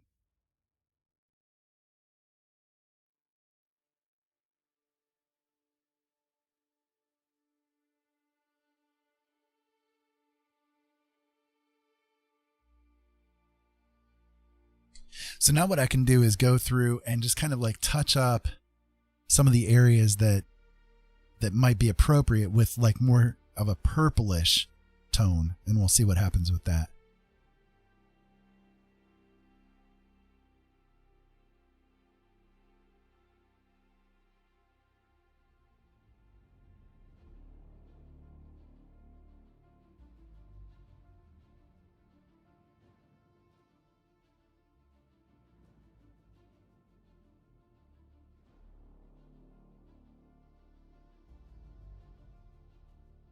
Not too bad, but it might be a little bit darker purple might work better.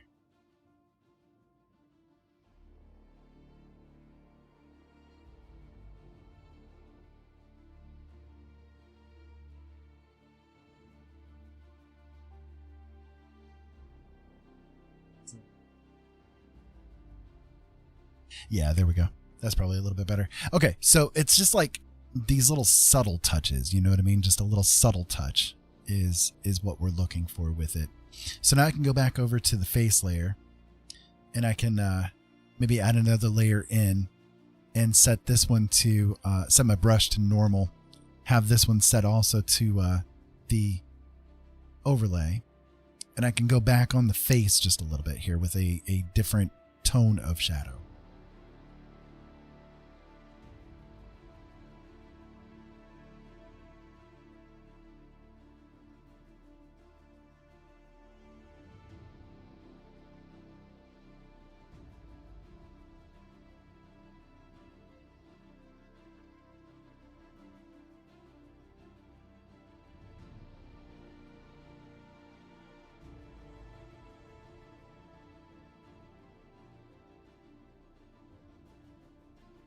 Right, there we go. That's a little better.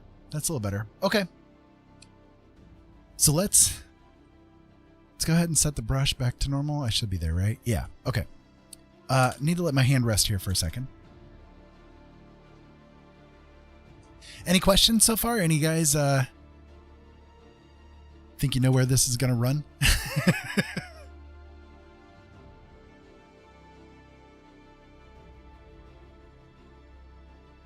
I mean, it's interesting so far. I think that there are a few different directions that I can go with it, but I'm curious. I'm curious where it's going to head, you know?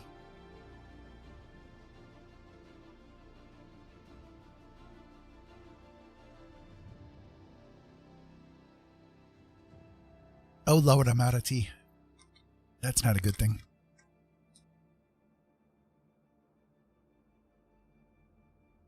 Okay.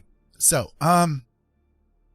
looking at things. Okay. So what I'm going to do first, I'm going to select all the layers, and on the Windows version of Photoshop, this is how this works. If you hold down Control, Shift, and then hit C, it's going to copy all visible layers into one merged layer. So if I hit Control V, then you guys will see it now has pasted in a version of everything put together into one layer. And I like doing that once in a while. Excuse me. I like doing that once in a while because it gives you like a little bit better factor of control sometimes. When you're working with Photoshop, sometimes when you have layers that have like opacity and multiply and all that kind of stuff set to them, it can get a little bit squirrely, you know, when you're then trying to work with new layers. So once in a while, when I've done things like, for instance, doing the shading work and that kind of thing on this stuff, I will then copy, you know, all of the merged layers, put it into a pasted layer, and then work from there for the rest of, you know, the time. So just along for the ride, not artistic, but very fascinated by folks who can make beautiful things. Well, I mean, thank you. I appreciate that. I'm doing my best to be the best I can be in this moment. I've been in a lot of pain today, you know, so things are a little bit off for me and all that kind of stuff, but I'm still enjoying the process. It's fun for me to see who wants to come out and say hi, you know.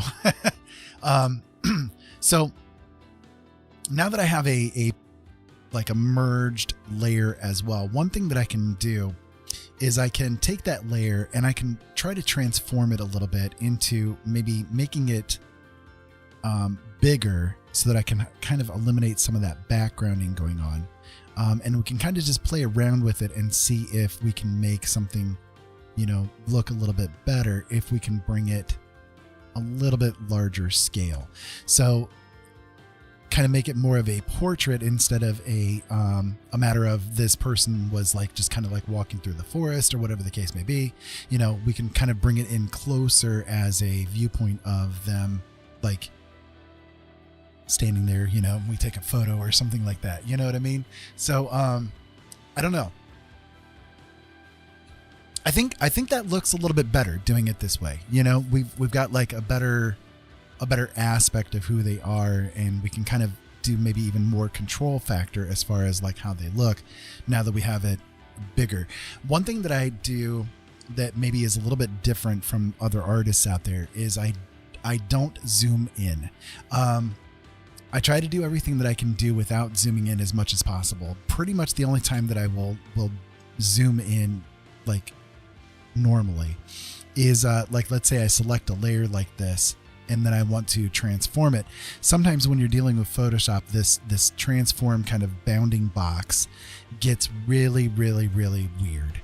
And so sometimes I'll have to zoom in to make sure that I'm controlling it, you know, at the right scale. Otherwise it can really mess things up quickly if you know, if it loses control. So that's what I tend to do. But I do that because, like, if I put this to be fit on screen, which is this, yeah.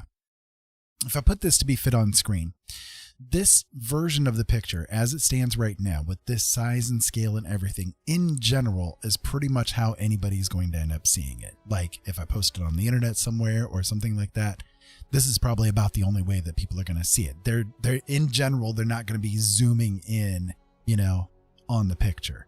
Some might, but most people won't be doing that. So, I don't want to skew my own vision away from what other people are going to see, so I try hard not to do that, because if I was to delve down in and do pixel by pixel work on the image, there's nothing wrong with doing that, but at the same time, that's more for your own edification as opposed to whatever the viewers might be seeing, because they're probably not even going to notice all of those little itty bitty pixel by pixel details that you're doing in a picture. So just something to bear in mind, try to work with what your viewers themselves are going to be seeing too. And that might be able to help you out, in the long run. Lord Farquaad from Shrek. It does a little bit, doesn't it? Yeah. You're right. I kind of do get that impression from it. It's a little off kilter to me. I'm going to try to do what I can now that I've got this on a more, singular layer. I'm going to see what I can do to kind of correct some of the weirdness that I'm seeing with it. But that does happen sometimes, with the way my vision works. Sometimes it'll get a little bit skewy, and I'll have to fix it up a little bit from there. But yeah, it does kind of a portrait of Farquaad when he was dressed in drag or something. I don't know, maybe, who knows?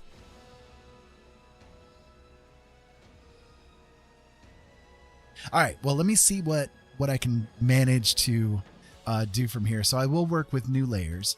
I'm going to go ahead and create a new layer there, and I will go from here. Well, actually, wait a minute. There is one other thing that I want to do. I want to kind of scooch this whole thing sideways a little bit, like this. And you guys will see why as I progress, but I just want to kind of give myself some room over here, if that makes sense. So now I'll go ahead and do another layer. And let's see what we can do from here. If Farquaad and Fiona got married, this would be one of their kids.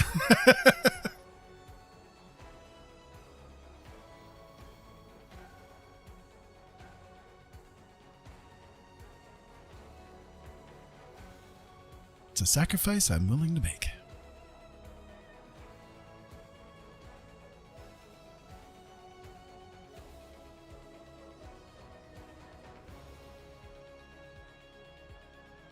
All right, so one thing that happened when I zoomed in is we lost some of the fidelity of the image as well. So I'm going to try to do what we can to kind of correct that too. It may be that I don't, in the end up going with, the zoomed in effect, just because the fidelity has gone down a little bit. But we'll see. I'm going to try to work it, and we'll figure out from here what's going to end up happening. Let me see. What opacity am I set at? About 25-ish. That's okay. That'll do.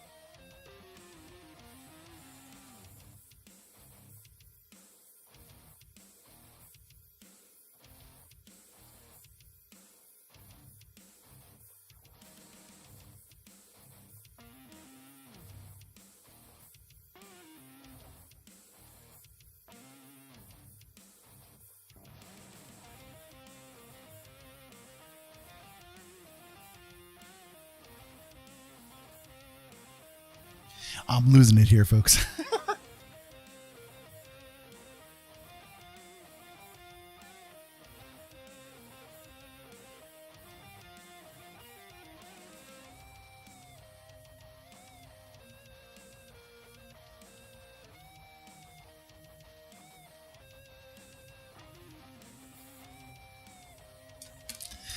Okay.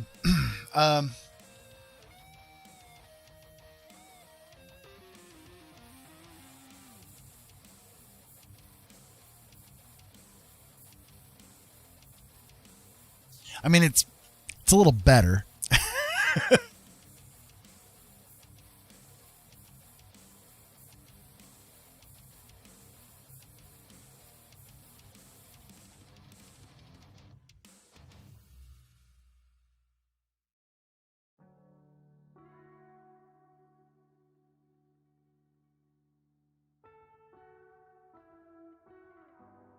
Yeah, there we go. That's getting better.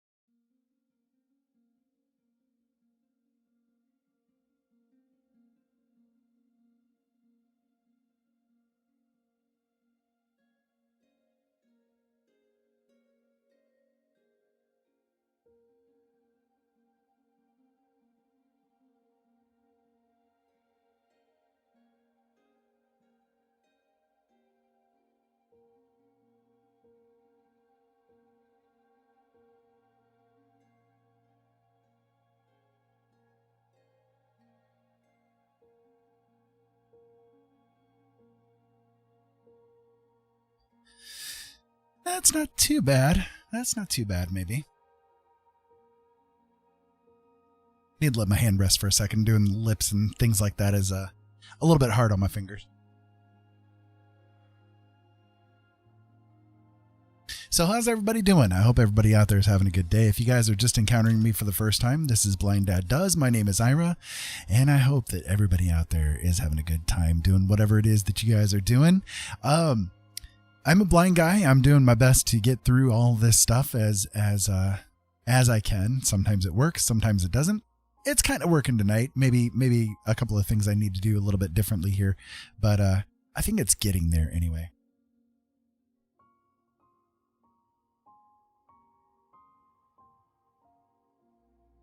It's further along than when I started.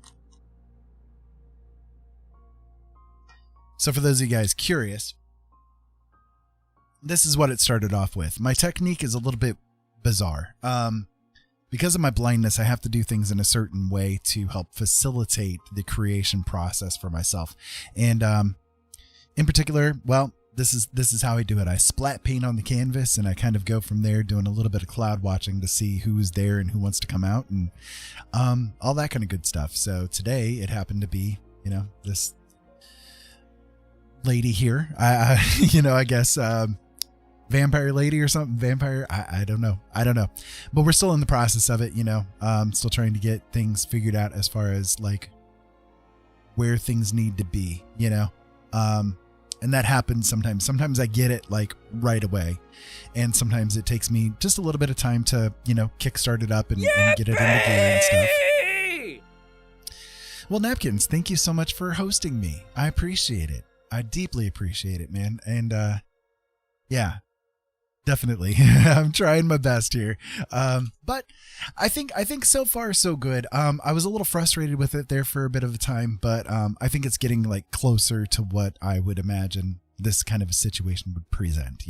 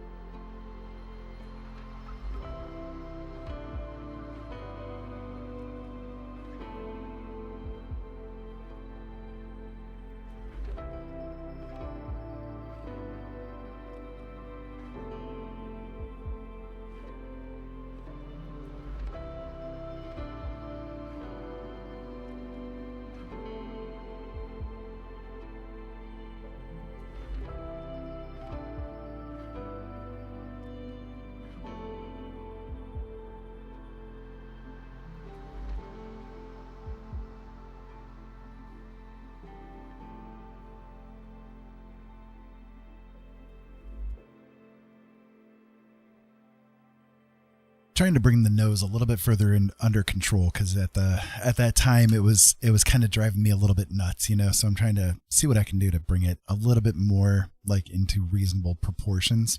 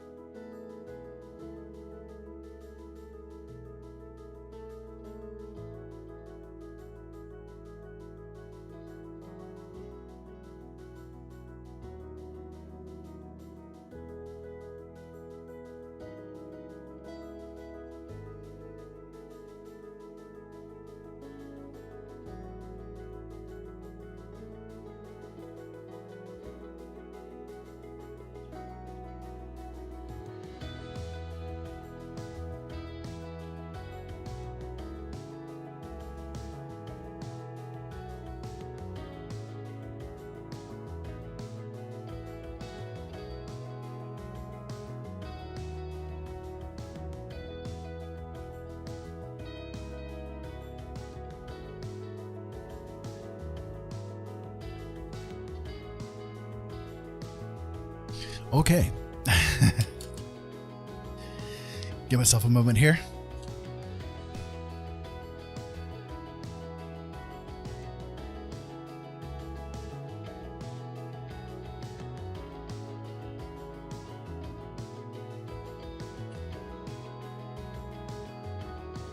All right, so wrong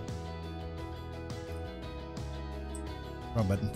I need to work a little bit more on the clothing here, so I'll go ahead and touch on that here and give myself a break from the face for a minute.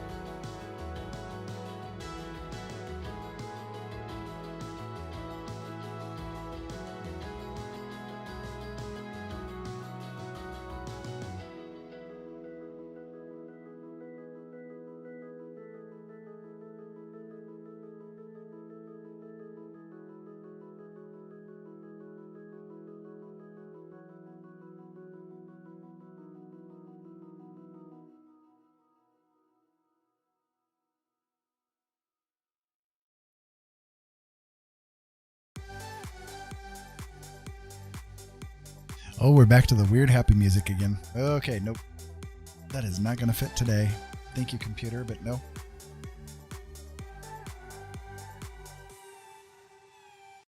Let's go with that. See how this one works out.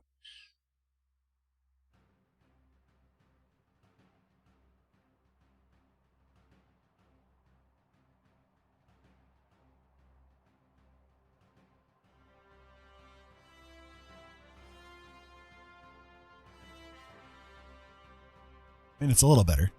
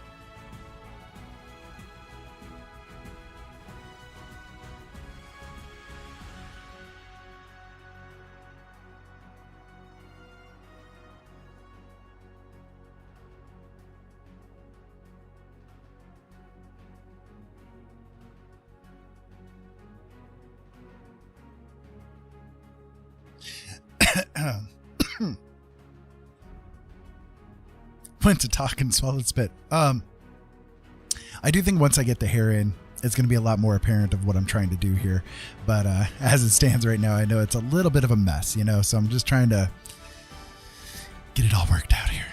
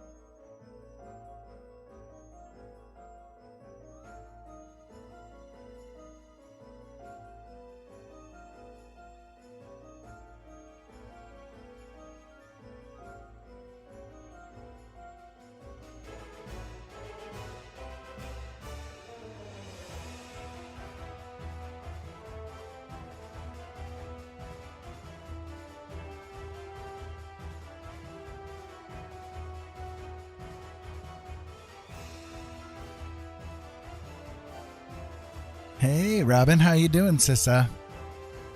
Nice to see you here.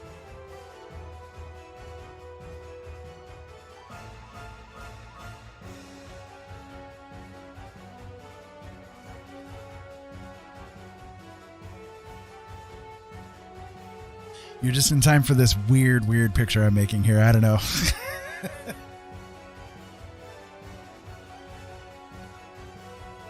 How you feeling today, Sissa?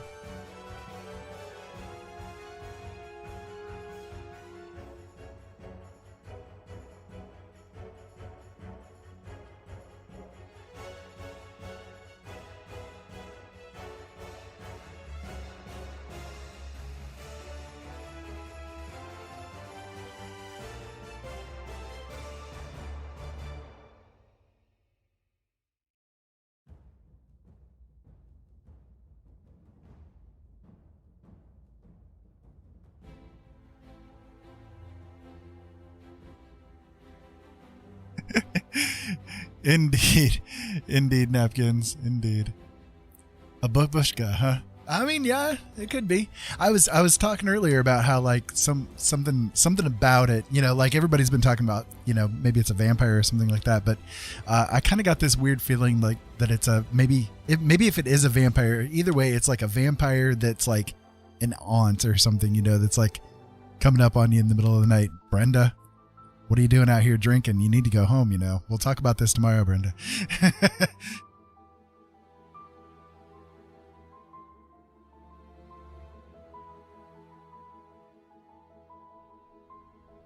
Aw, really? You're having that low of a day? Oh, I'm sorry to hear that.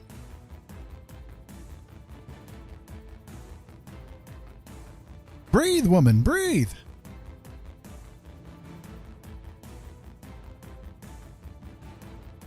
I always have to say the same thing to Jolene. Hers is usually like 86, 87, She knows from which you come there, Robin.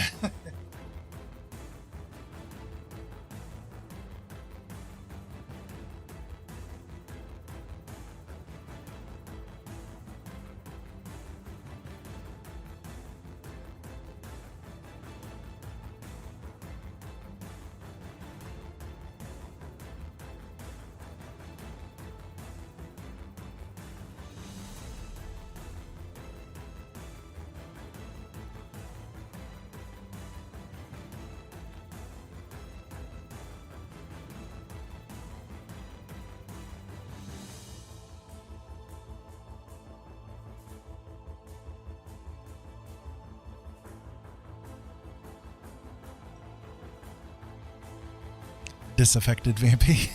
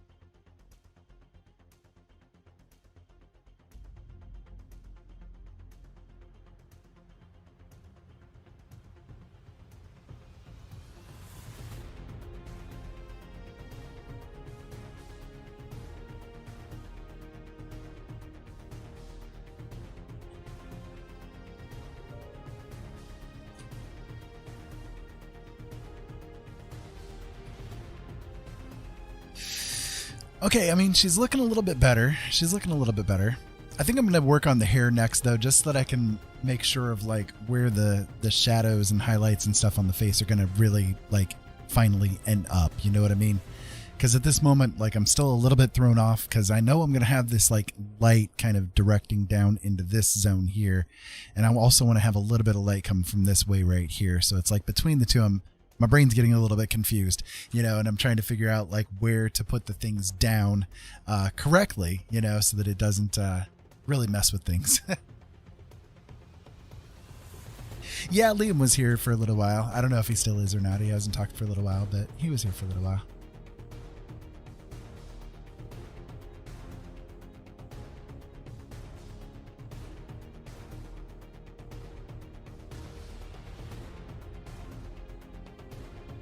I mean, the way her haircut was there for a little while, it kind of looked like really, really bad 80s style haircut kind of a thing.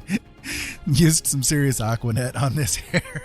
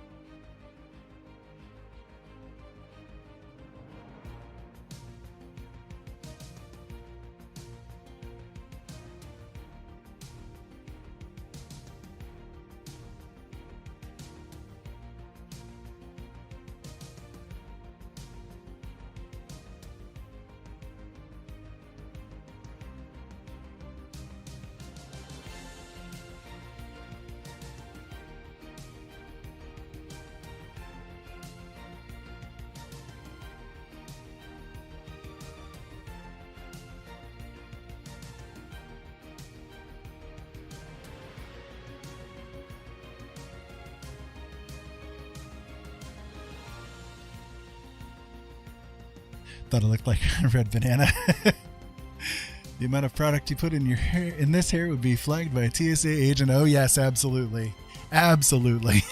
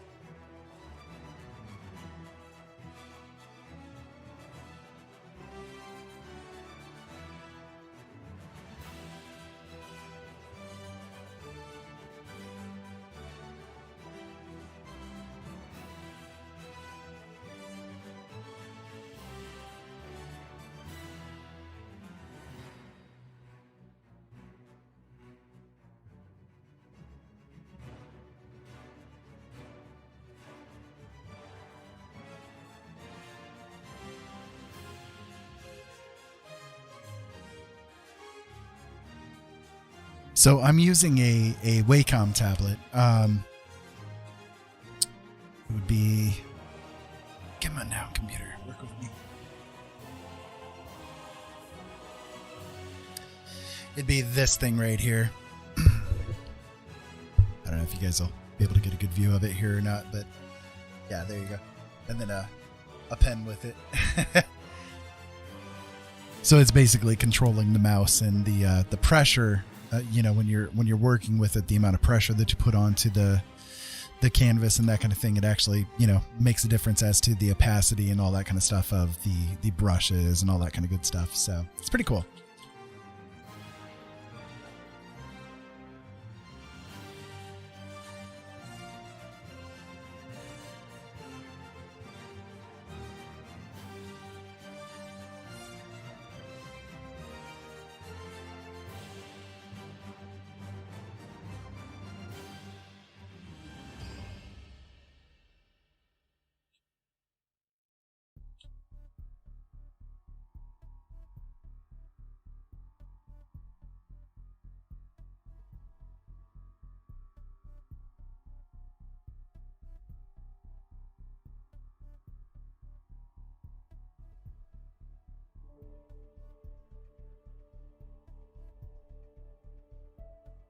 Yep. I used to paint with a mouse, and I got severe carpal tunnel from doing that, I think.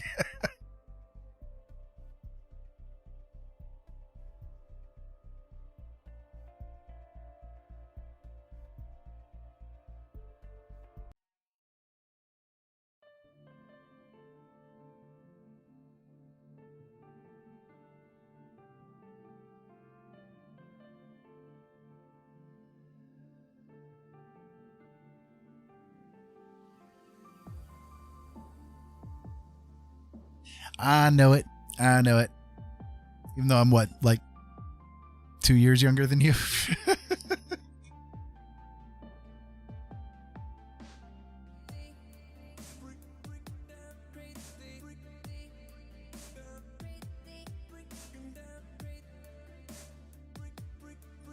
You youngins today, I'll tell you.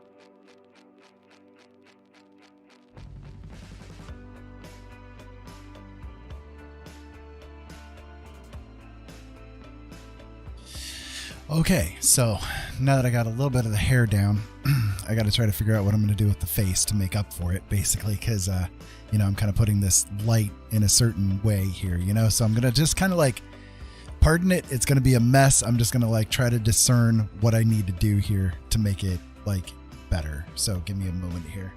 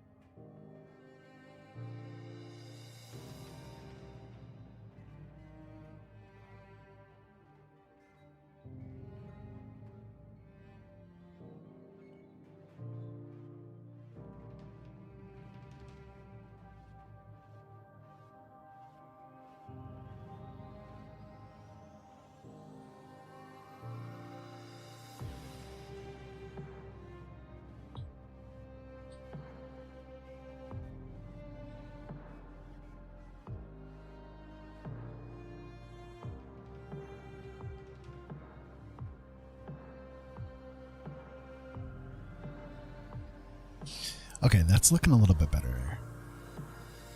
Looks like a Disney villain. Yeah? A little bit, yeah. Somebody was saying earlier, Lord Farquaad.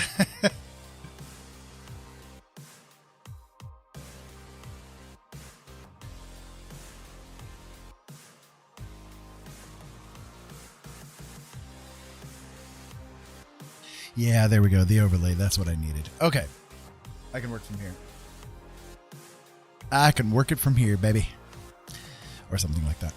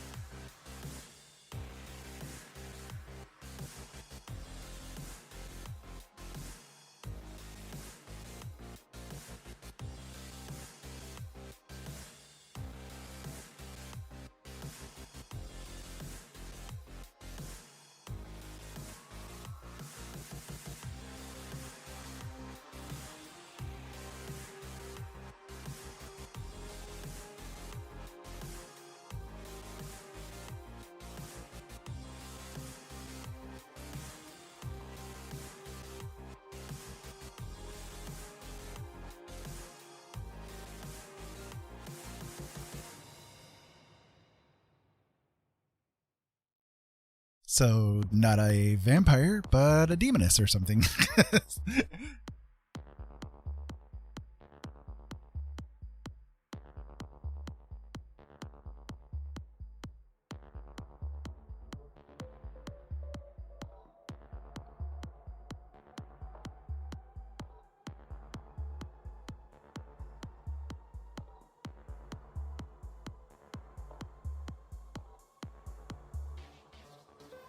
Unexpected, but sure.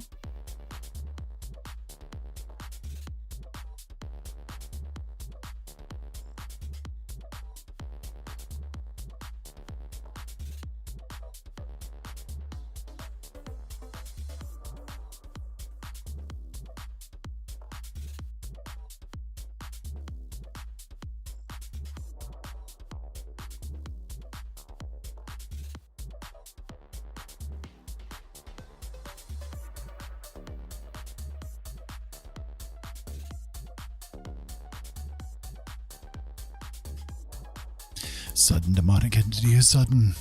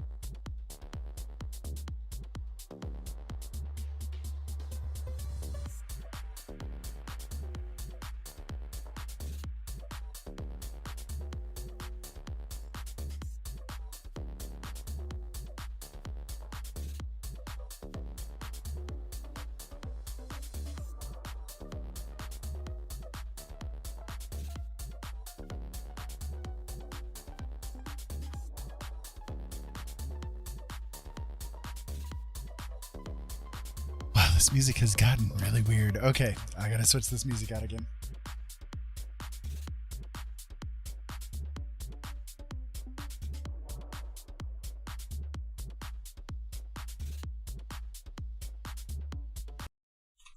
Come on, computer, work with me.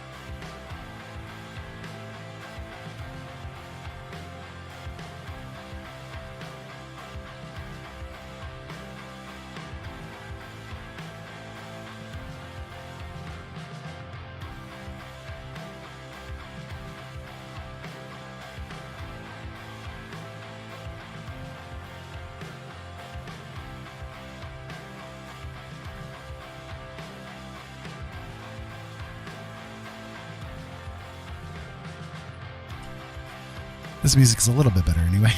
A little more appropriate.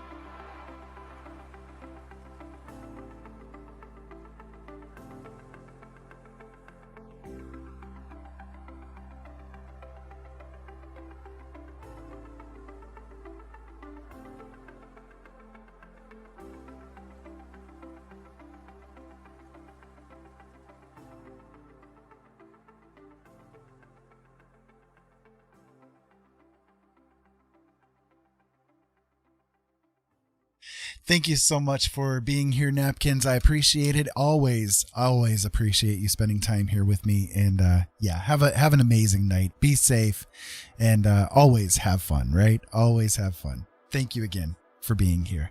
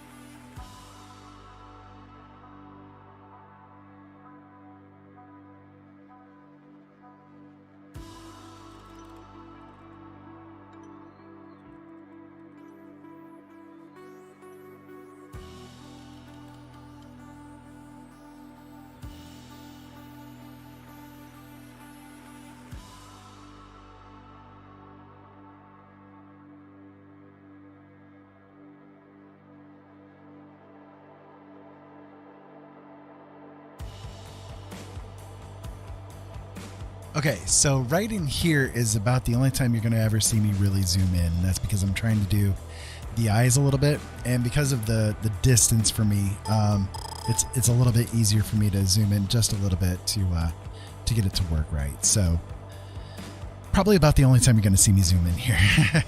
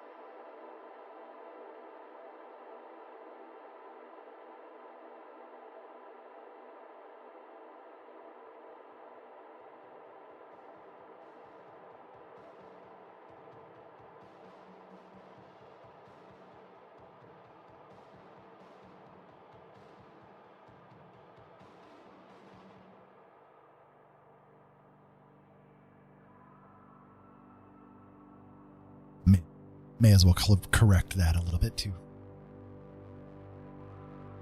While one is here, right?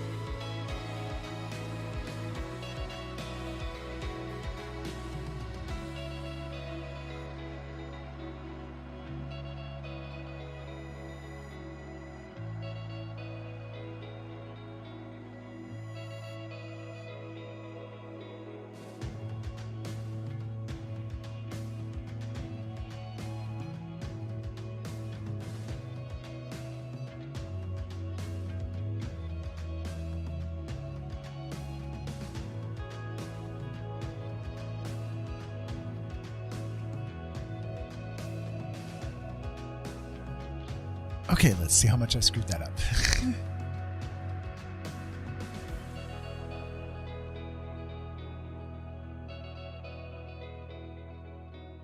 I mean, not bad, but it's more like they're looking a little tired, I guess. Kind of fits my mood right now.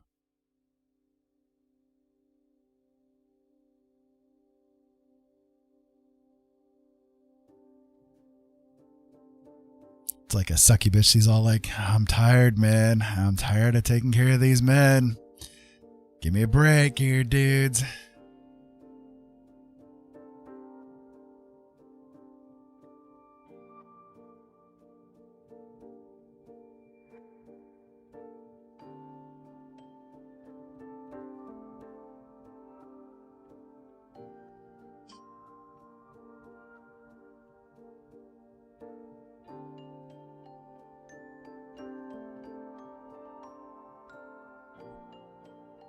That's a little better.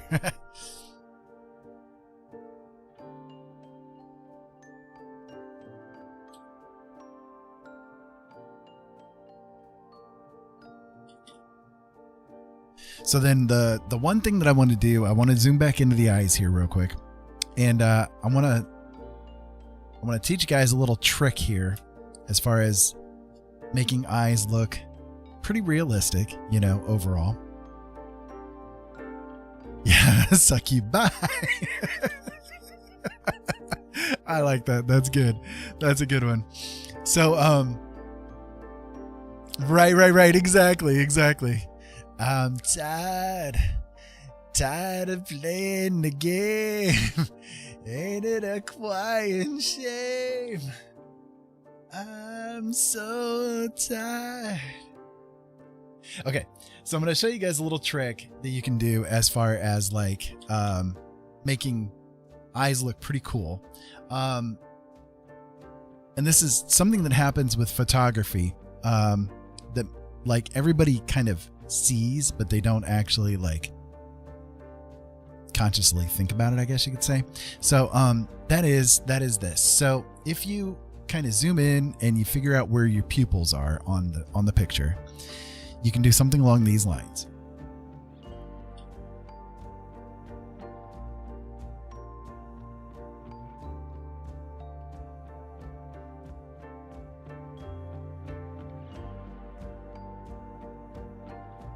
Right, you just add a little bit of touch of a white speck there, you know, and then maybe if you really feel like it and there's like a lot of light going on, you can kind of like give it a little bit of a white streak, you know, in one of the eyes or in both the eyes if you need to. But that will help to kind of like sell the image a little bit, you know, that little subtle white speck that's there on the eyes. Whenever you look at somebody's eyes, you know, the eyes are very, very moist, and some people's, like mine, are much moister than others. So yeah, that moisture is going to reflect whatever light is going on around, you know, in some kind of way. It's always going to kind of like reflect back wherever the camera is viewing. You see what I mean? So in this case, you know, I did it right by where the pupils are because that's, you know, she's kind of looking at us in that kind of direction. So yeah, so that's why I did it that way. All right, now time to move forward.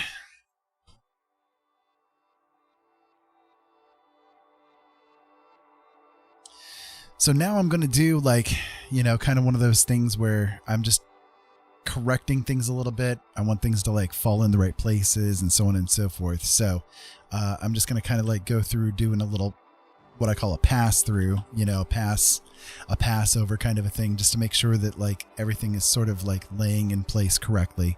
I know there's some weirdnesses going on with this picture, but it started off a little bit weird, and I figured, you know what? This is obviously not a human person, you know, so they might have a little bit of those subtle anatomical differences that a non-human might have, you know. So I'm not too concerned about it. I do think it's looking pretty cool, you know, in its own way. But yeah, let me see what else I can do here as a pass through. So like, for instance, right now with the way that I have the hair laying, it looks like her head is like really big compared to what it should be, right? So I can kind of correct that a little bit and tone it down a little bit.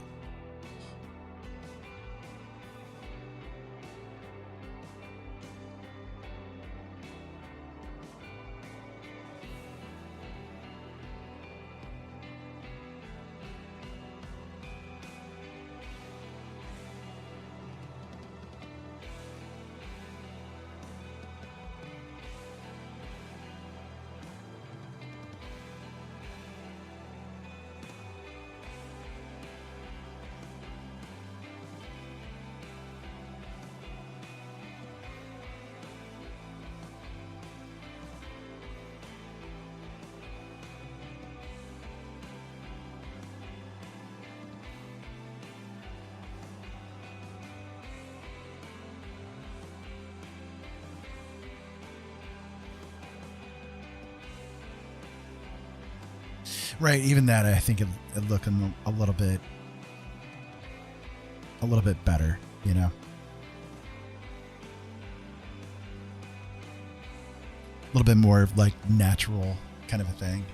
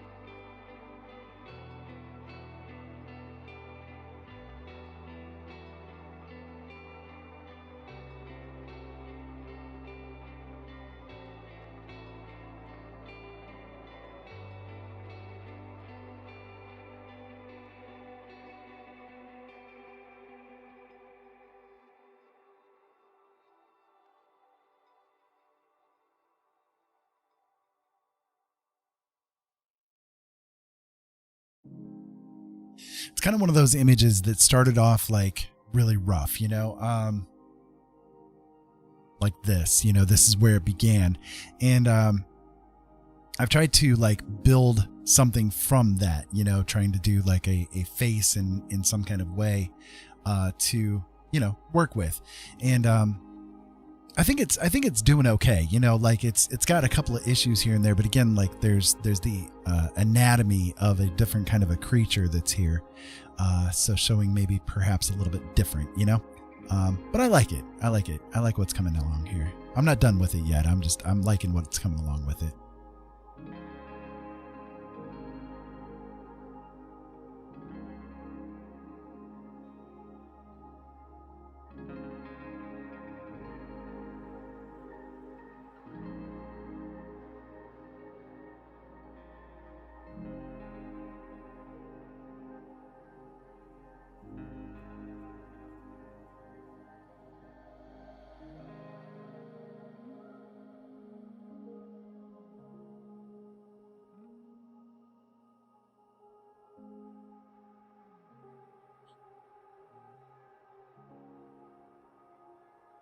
I'm going to switch to a hard brush here to do the hands a little bit.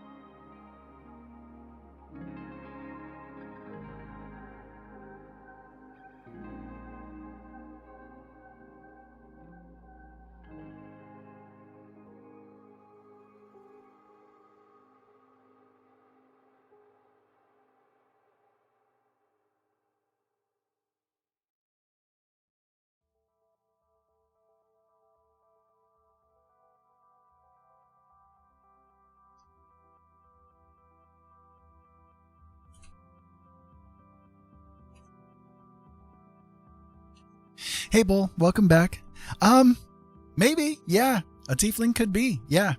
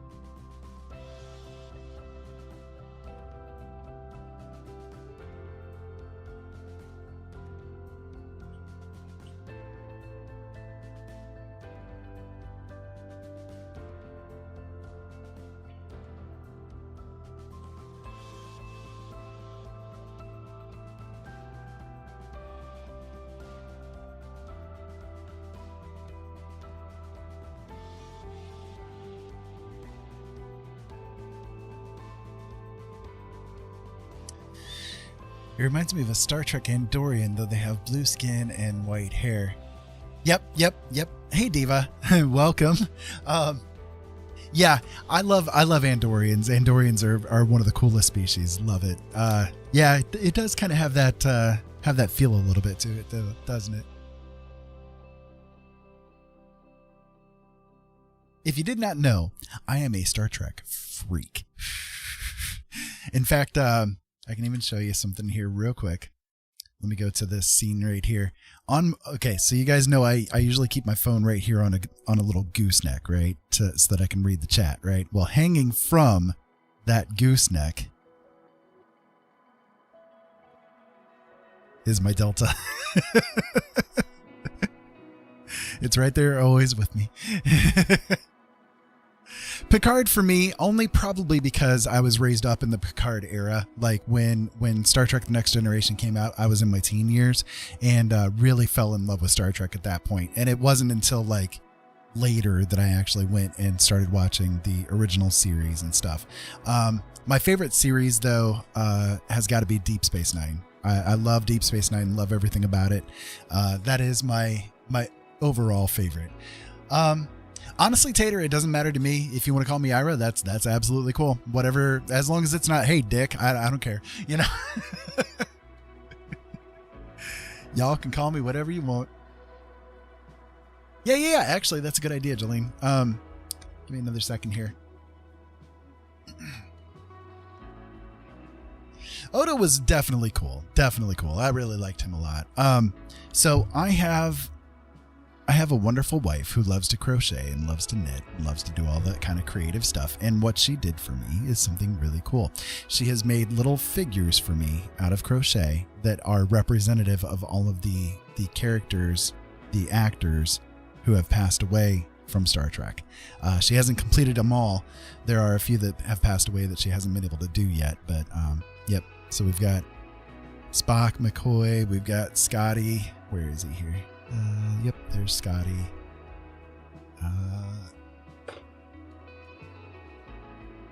Yeah, that's what I said, Bones McCoy. We've got one outsider to it all though is Data, because Data is probably my favorite character of all time, so I had to make Data as well. So yeah, I've got them all right here. They're all always hanging out with me and stuff here, so they help me stream. I have a big Star Trek collection. Like I have a metric crap ton of collectibles as far as Star Trek goes. My whole, you guys can't see it, but my walls are covered with Star Trek posters and all that kind of good stuff. And one of my most preciouses is a picture of the original cast, and it is signed by all of the original cast. Like it's hand signed. Like you can even see like the indents on the paper, from the pens on it. It's got signatures from the entirety of the whole original cast, all the main characters and stuff, and also Gene Roddenberry's signature as well. So it is my precious. I love that autograph photo. Love it.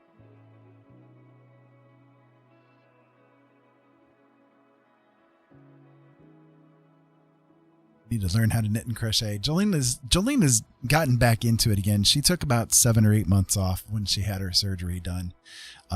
So yeah, I made a wharf for a friend too.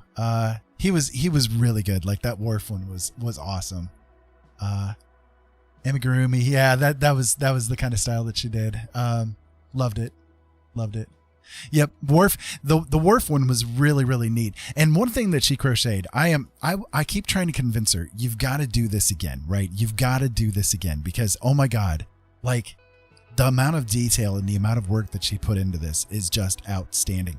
She made a crochet version of the Elder Dragon from Minecraft, and it was big. Like I'm 6 foot tall. It was big enough that like its wingspan was almost as wide as my arms, and like it was damn near as tall as I am.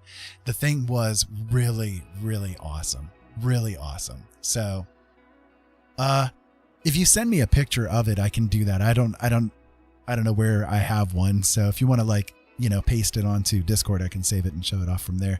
It's really cool though. Like she's so good. She's so good with it. And I keep trying to convince her, you really need to make stuff and like sell it on Etsy or something, do something with it. 'Cause man, it is. Before her surgery, she crocheted herself a jacket to wear at the hospital to help keep herself warm. I mean, just wow. She's just so good with it. Love it. So good with it.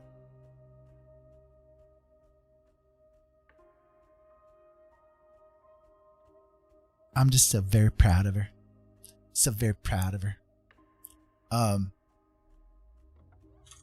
I'm glad to be taking a moment here because I need to let my hand rest, and then I'm gonna like jump back in and kind of finish up what we've got going on here, giving myself like my eyes a little bit of a moment, to look at something different. That's one thing that I think artists should do, but don't always end up managing. Is taking that moment to just step back from it and have that little bit of a break. Okay, so she sent me the images. Let me get them ready here and I can show them to you guys. Just give me one quick second here. Oh, wrong button.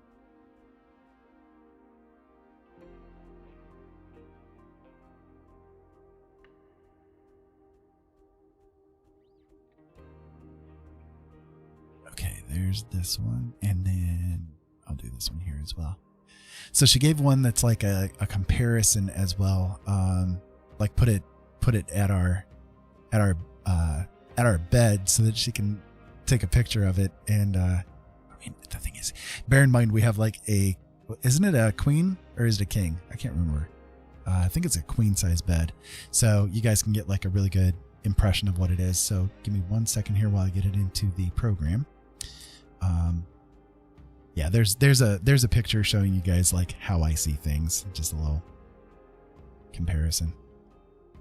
Okay, so this is kind of like the full sized version of it. You guys can take a look here. there's my wife, whom I love and adore. So there you go.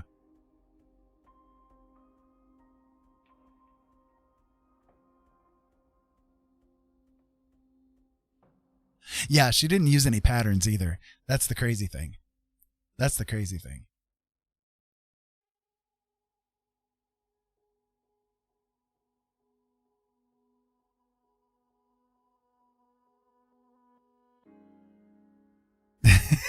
You're a fan.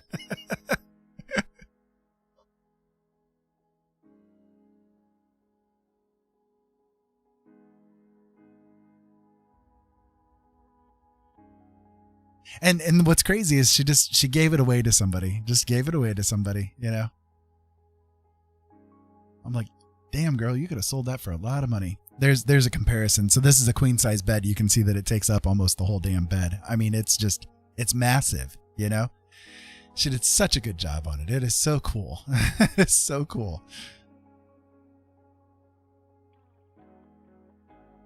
Yeah, so she originally made it for our kiddo, Seth, who he loves Minecraft, loves everything about it, but he ended up not wanting it for some reason, so she just gave it away to somebody else. So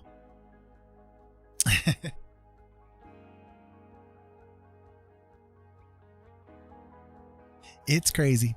It's crazy. I'll tell you what though, I need to take just a real brief break. I got to get some tea. So give me like just a couple of minutes here and I will be back and I will finish up this image when I come back. So please be patient. Talk amongst yourselves. We have a little community here. Love each other.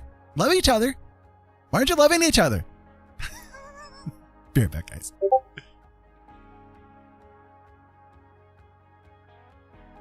Need to take a drink here real quick. Need to hydrate.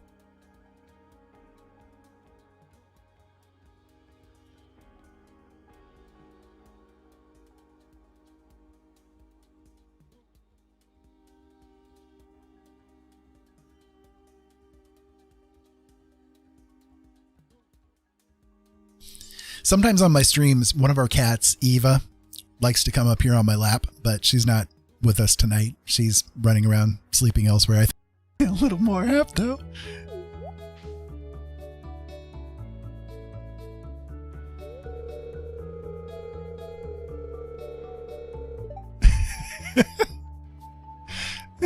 Welcome. I'm Willis, mayor of Pelican Town. Yeah, coming down the pike right now. A little bit of smooth jazz for you. Enjoy your night. So, let me give you guys this one. No matter who you are, and no matter what you're going through, and no matter what anybody else has tried to teach you, you're worthy of being loved. Okay? Don't let anybody ever teach you any different. The only thing that anyone can ever expect of you is that you are the best you that you can be in this moment in time. And that doesn't mean being the best. That just means being the best that you can be right here, right now. Sometimes that is nothing more than being able to get up in the morning and get yourself a bite to eat and go back to bed. Sometimes that's the best you can be at that moment, and that's okay. But that's all that anybody can ever expect of you. So anybody else that expects any different, don't listen to them. Okay? So there you go. My little bit of a dad moment for you guys to grasp hold of and run.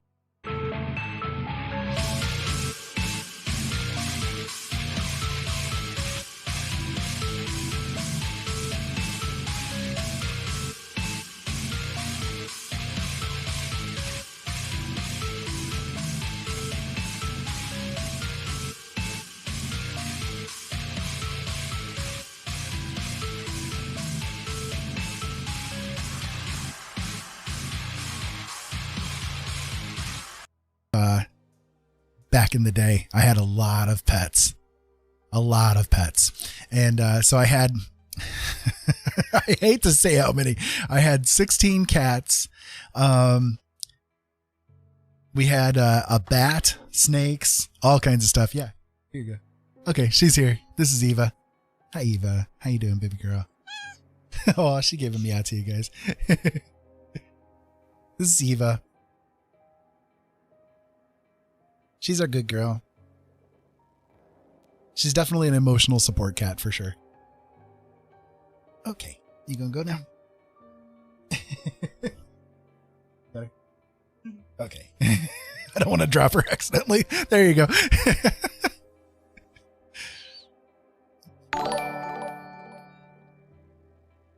Oh, thank you so much for the follow there, Wee Rooney. I appreciate it. And I hope I'm pronouncing your username correct. Home.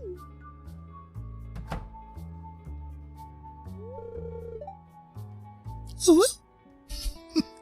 Ah, the new farmer.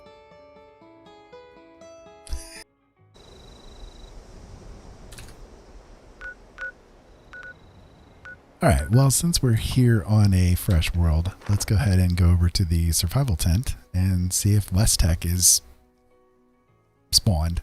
It might be. Who knows?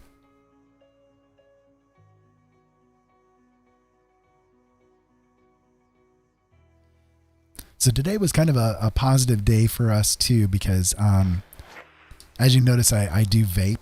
Need to take a drink here real quick. Need to hydrate.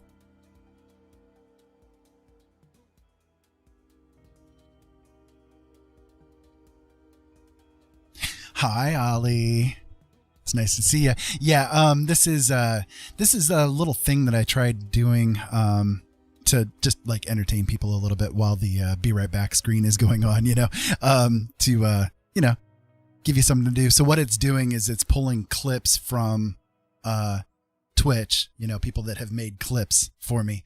And it's just like playing them randomly, basically, just to help entertain things.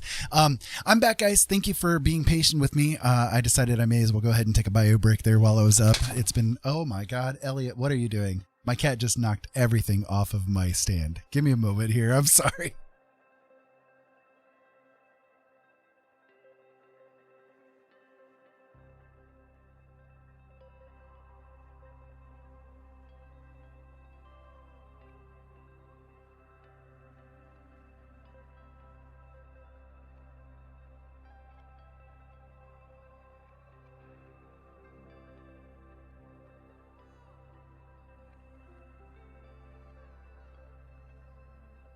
This is the problem with giving cats a bunch of catnip before the show. The batteries dropped out too. So yeah, he murdered my vape. He flung the batteries out and everything here. So yeah. There we go. Thank you. Okay, so I am back now. Sorry about that, guys. All right, let me catch up on chat here a little bit.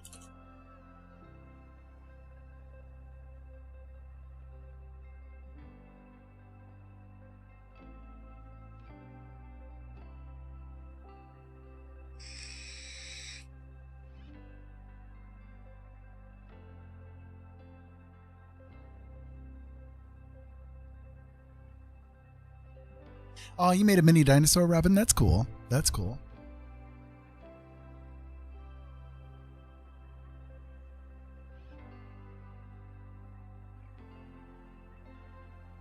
So, one thing that was kind of cool, I'm always so impressed by people that can do like crocheting and knitting and stuff. The ability to create things like out of nothing like that is just really cool. I love it. It's really awesome. My dad, when he quit drinking, he decided to pick up making Afghans out of crochet, and boy, he did really, really good with it. It was awesome. We've got one of them remaining here, and it's kind of like the only thing that I've got left from him, because all the other kids, other than Robin, were kind of like evil and took everything. They didn't even want me to go to the funeral. So, yeah, what's your favorite character from Game of Thrones there, Robin? Just out of curiosity. Yeah, we made the cat high. I couldn't help it. I like doing it. We picked up this catnip that's like super it's super potent. Like you open it up and you can smell it like big time. It is up in your face. You know what I mean? And the cats just, oh my God, they love it. They go absolutely insane for it. And you don't get a small amount either. Like we got it off of Amazon, and it's a big jug full of it. That's just, potent stuff.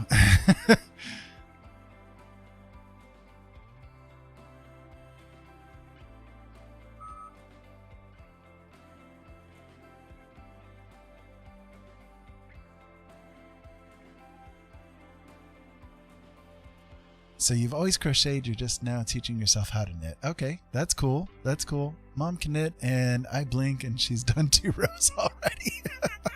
That's how Jolene is. She just started knitting, or crocheting something yesterday, and like she's already, what is it, 20-ish rows into it, like over halfway done with the thing. I'm like, geez, woman. Oh, she's bringing it over to show it off. She's like, I can show it off. Here you go. So this is part of it. I hope I don't mess it up. This is part of it here. She's making like, it's a bag, like a market bag, I guess is what it's called. And this is like the bottom of it. Huh? Oh, okay. This is the side here. She's doing really good with it. There you go. Nobody can see you. Here. There you go. That's my wonderful wifeling. She's doing a good job on it, though. At least I exist with the siblings. This is true. This is true. And well, kind of. I mean, I kind of disowned myself from them many years ago at this point in time. No regrets at all whatsoever either.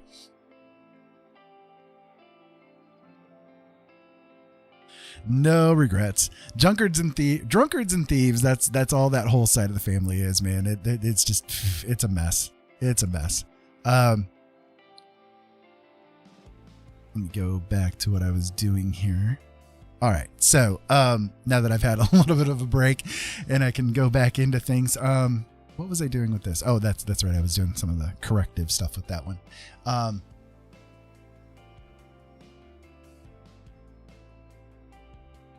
Yeah, she's doing a really good job with it for sure. And she loves to do it. You know, it's like I said, I'm always just really amazed by people that can really be creative like that. And I know it's kind of funny. I'm sitting here doing art and talking about how I'm amazed with people that can crochet and, you know, all that kind of stuff. But it's true. Like, crocheting is like a whole different animal in and of itself too, you know?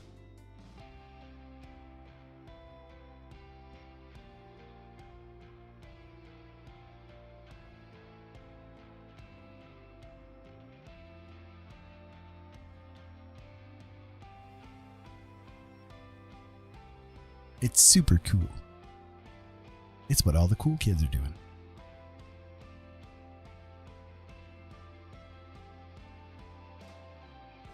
Or something like that. Okay, so I need to do a couple of the little special things, you know, that make Ira's art what Ira's art is. You know, I always do a little bit of weirdness with it all.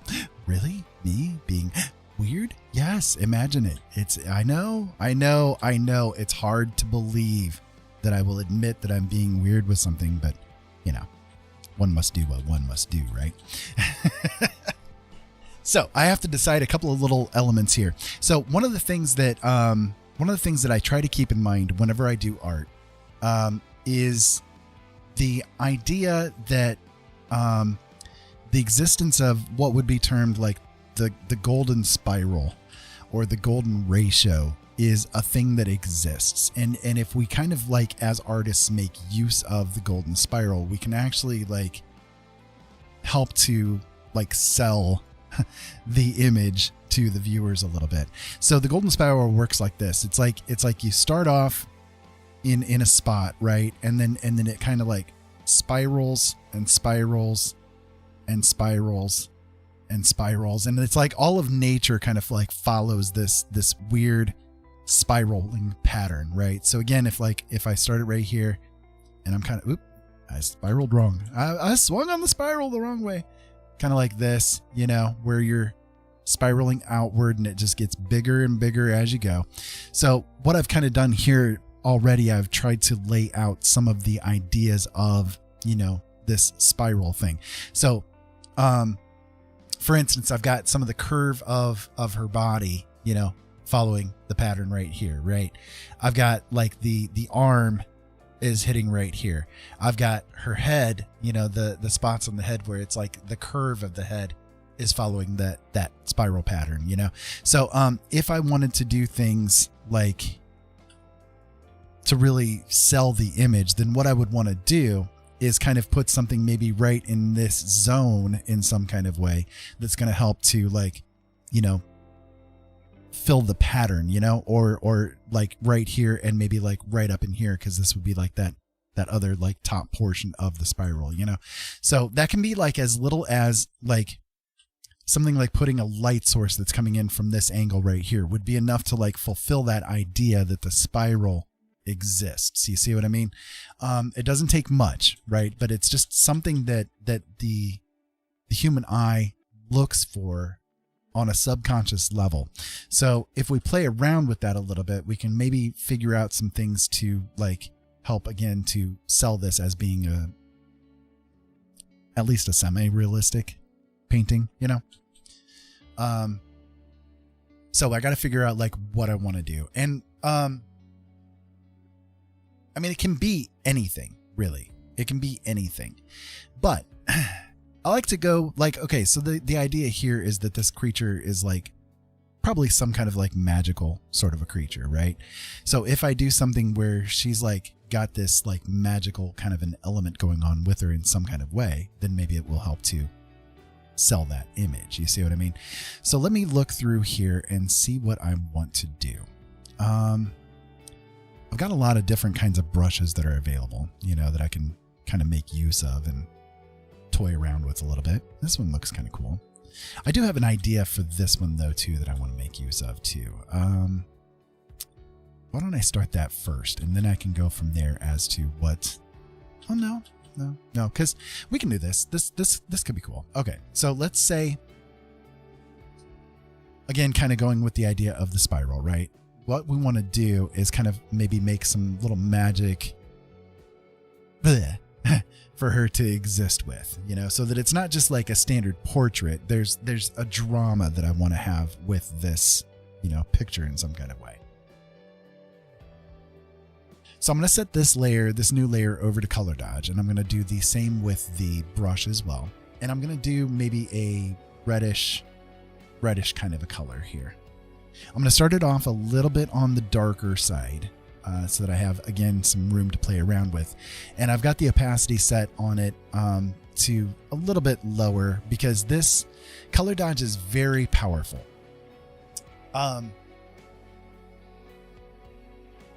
I don't want it at 1%, but it's very powerful, and it does not take very much at all for it to like really punch away. You know what I mean? Like to really dig with the image. So I think what I'm going to do is I'm going to do a little bit something different than the spiral start. Like again, the spiral probably would start right around in this zone here, right? But what I'm going to do maybe is kind of like right up in here.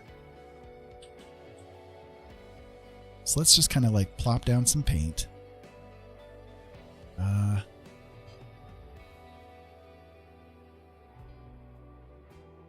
It's not showing up very well, so I'm going to go ahead and up the opacity on it some. It's a darker background, so the color dodge doesn't really have much to grab hold of. All right, let's try it there. There we go. That's a little better.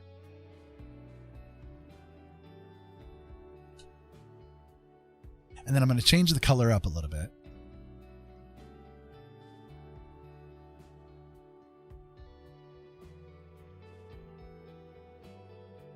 And then I'm going to change the size of the brush as well, so that there's like more of a centralized kind of a thing going on here.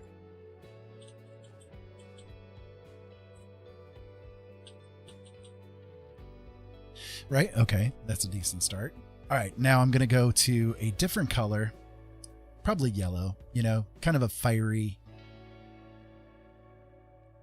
kind of a color going on here.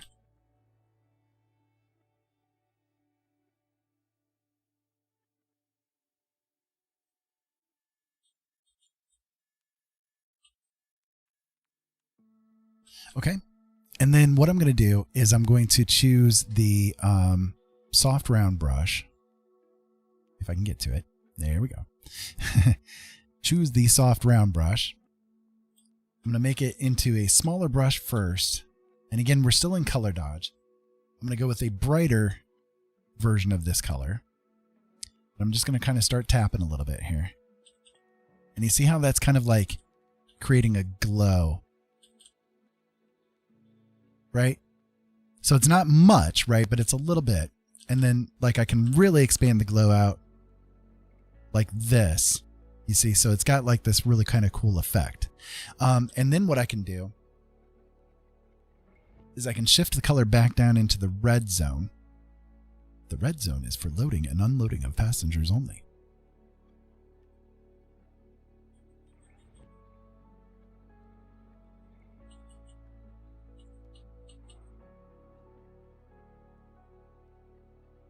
There we go. And I can kind of like shift it slightly into the red. Okay. So what I'm going to do then is create another new layer, and I'm going to go with linear dodge. I'm going to do the same with the brush tool itself. Now this is where you need to be super cautious because linear dodge does not take, I'll show you.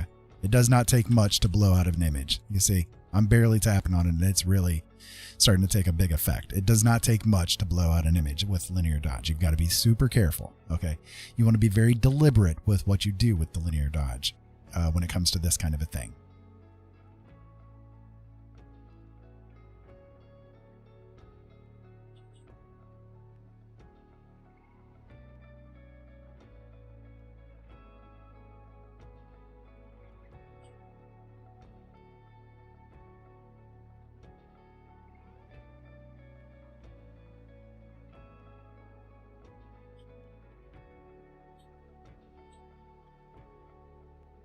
Right. Okay. So now what I can do is I can use the more hard tool.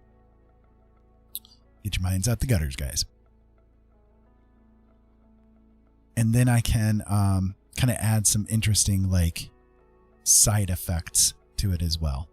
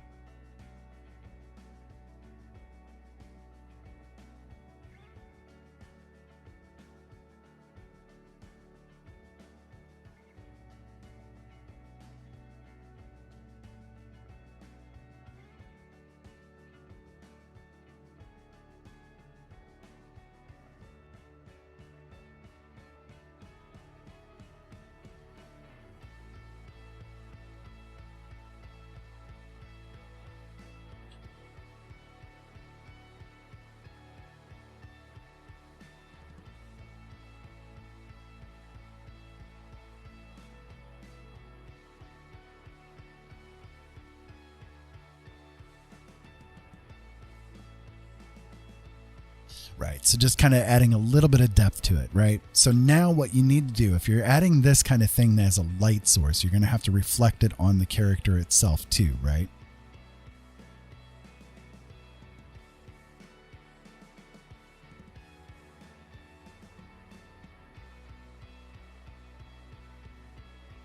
So,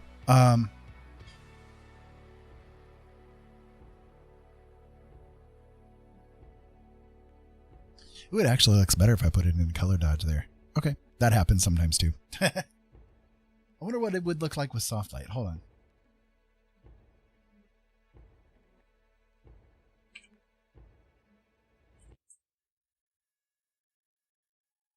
Ooh, actually that looks really cool like that. Okay, I'll keep it right there. That's pretty awesome. I like that one. Okay, so now what I'm gonna do is I'm gonna select like what is the brightest color, because that's gonna be tainting the painting as well, right? Tainting the painting.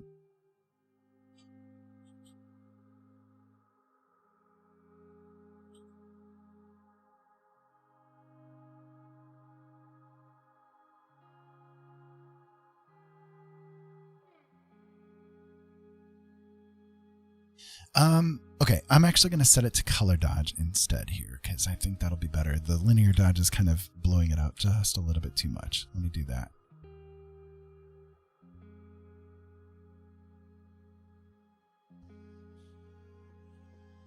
There we go. That's a little better.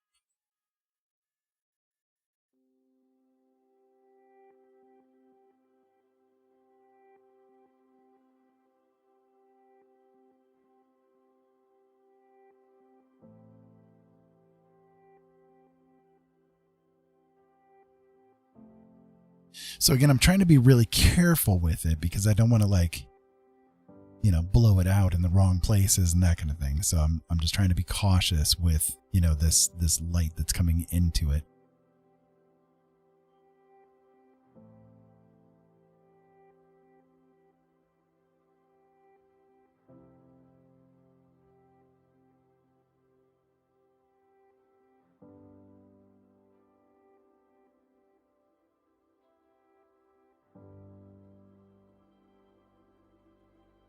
Trying to be cautious as I'm doing it.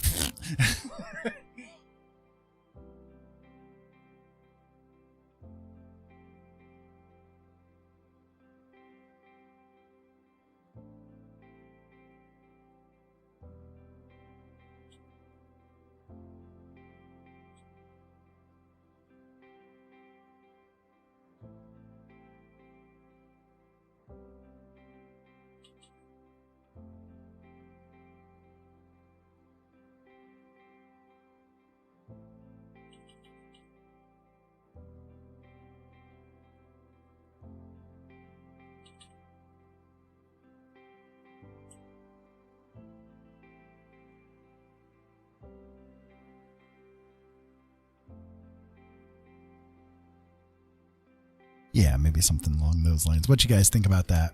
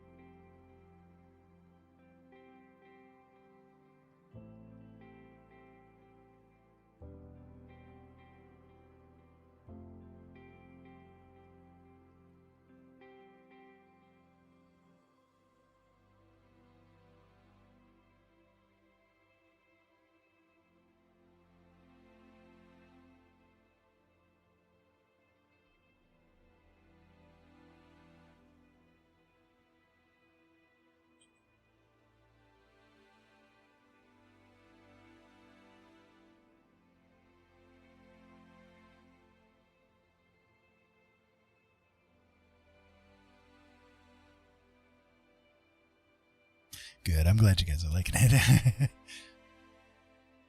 Thank you. I'm trying here.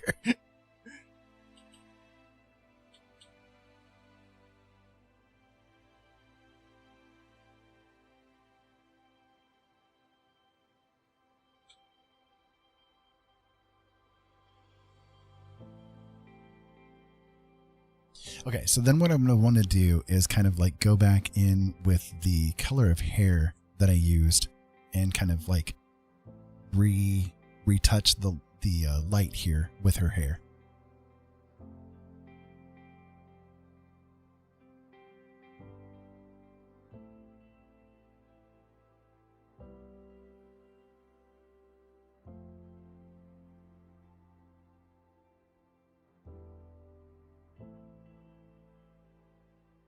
Right, something like that. That's not too bad.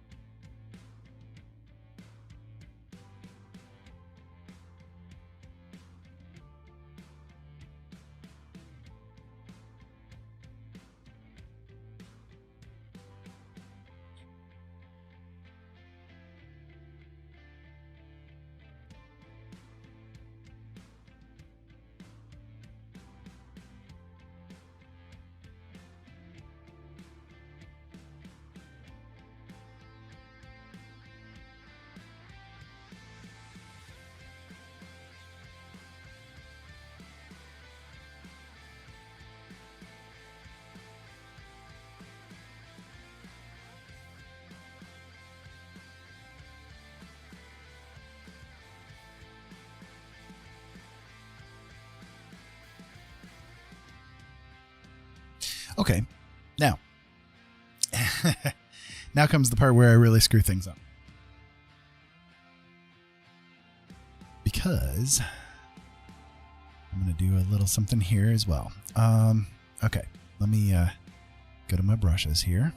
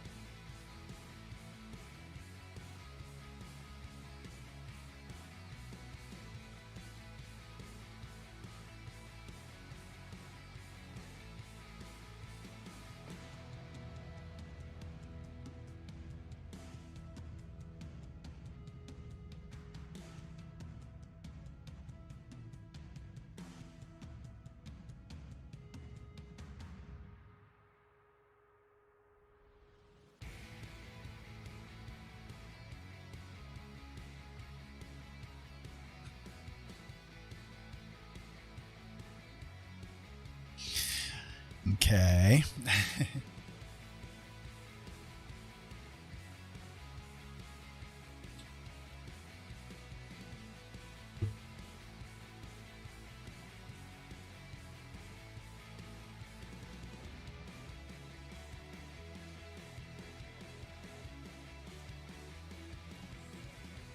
What are you doing, you bastard? You ruined it.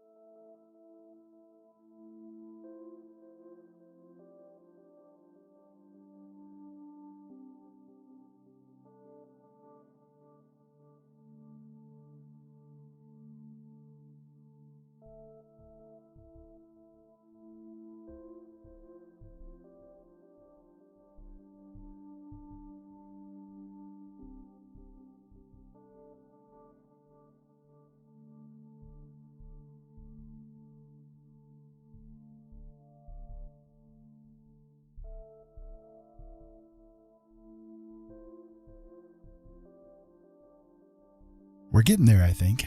Maybe.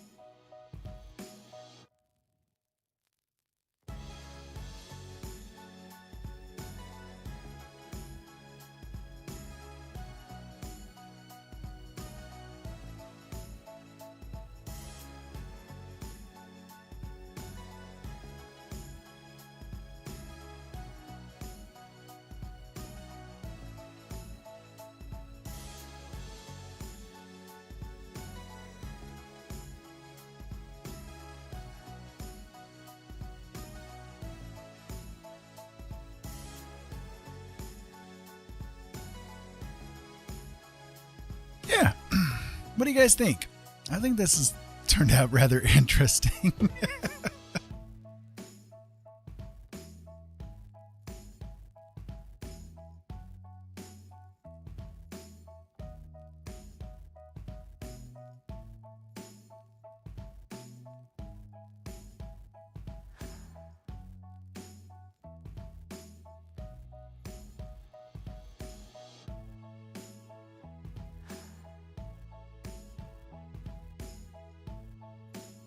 Cool. I'm glad you guys are enjoying so far.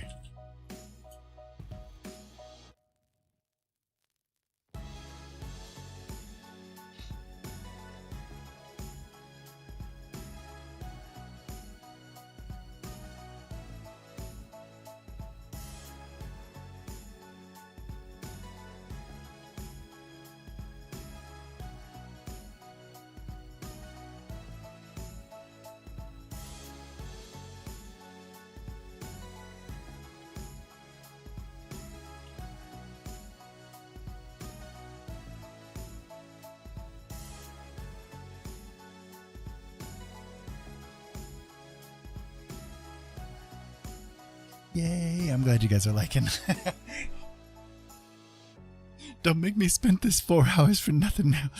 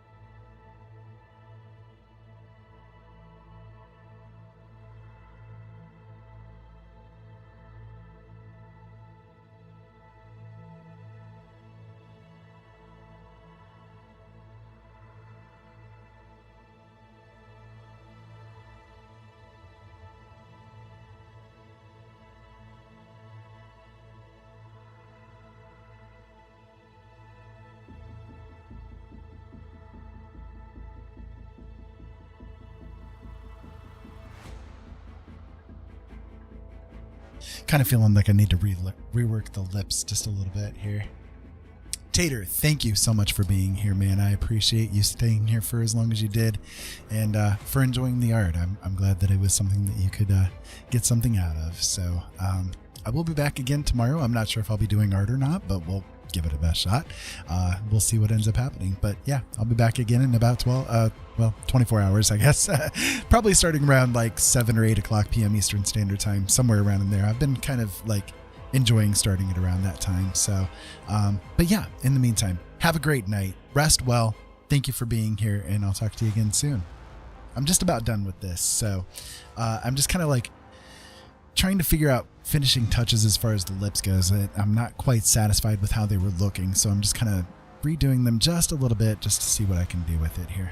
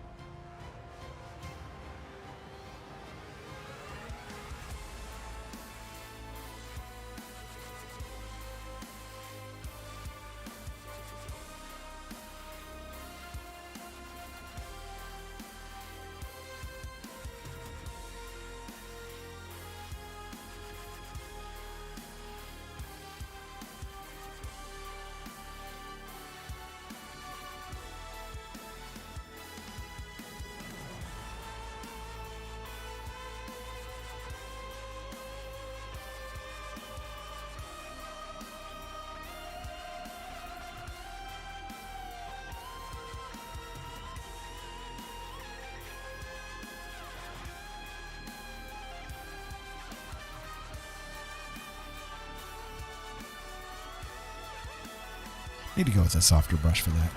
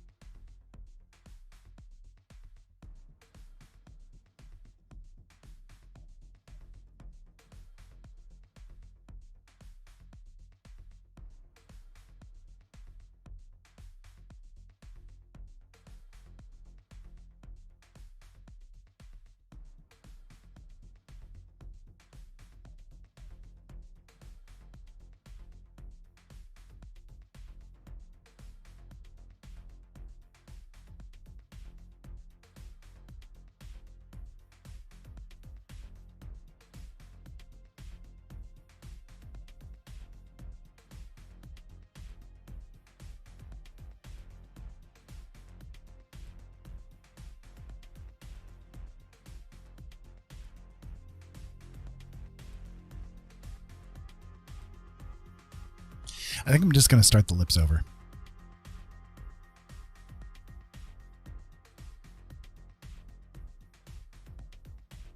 Just kind of push them way back in the background, and then I'll start it just a little bit over again. Because I think at this point, with the light sources being right here and right here, taking over like the ambience that was coming from this direction, it wasn't looking quite right. So I'm kind of redoing things just a little bit.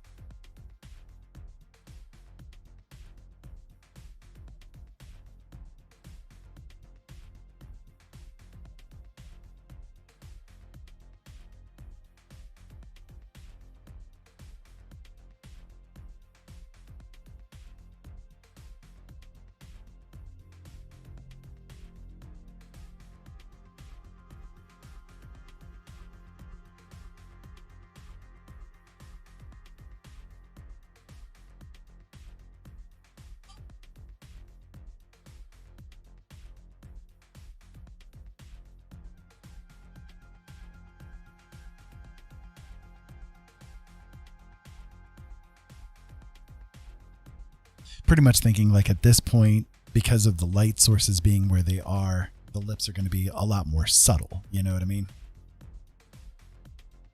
So that's what I'm working with here, trying to see what I can do with that.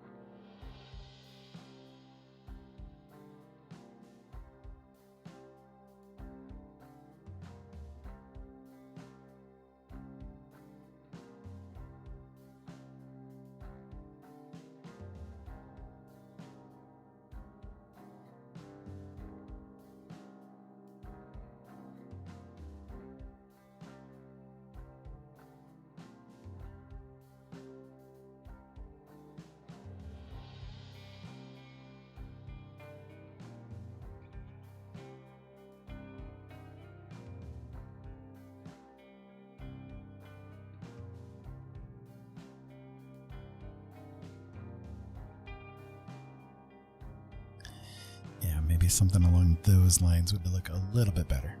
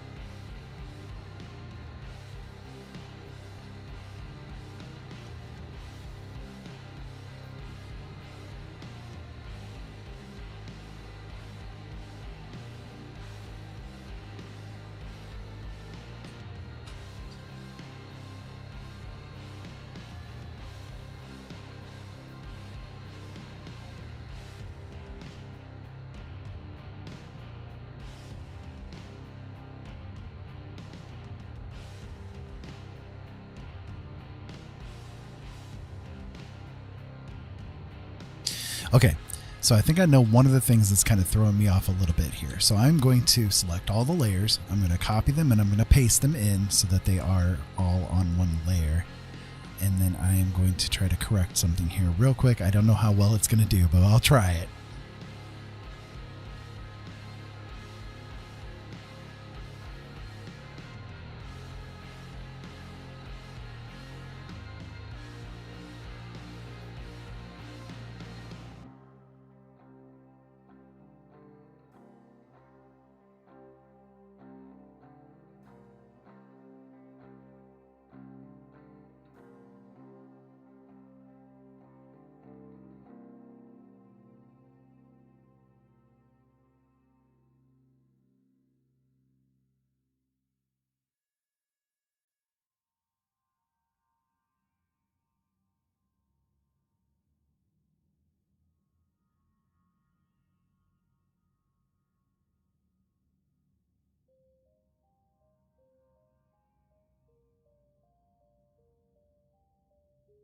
Yeah, there we go. That looks a lot better that way.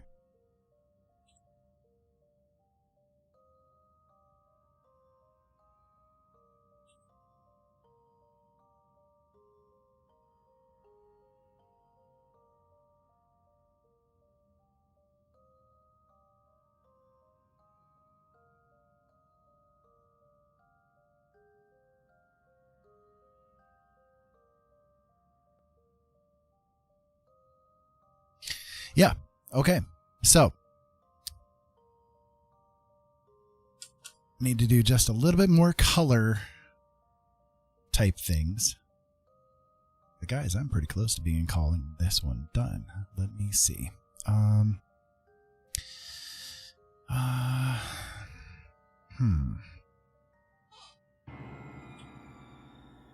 Yeah, that's how I feel, computer. Don't know if you guys caught the.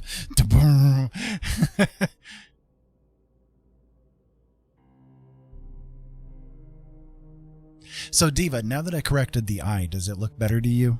Like, just making sure, because that's what was throwing me off was the way that the eye was looking. It was like too high up, and I didn't notice it for the longest time until just now. And I'm like, wait a minute, it's probably that eye, right? Is that what I'm seeing here?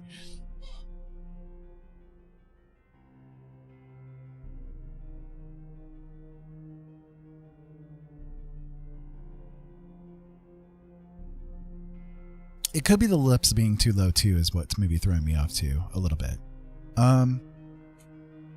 Okay. Well, I'll tell you what. Let me screw around with that for a moment. We'll see.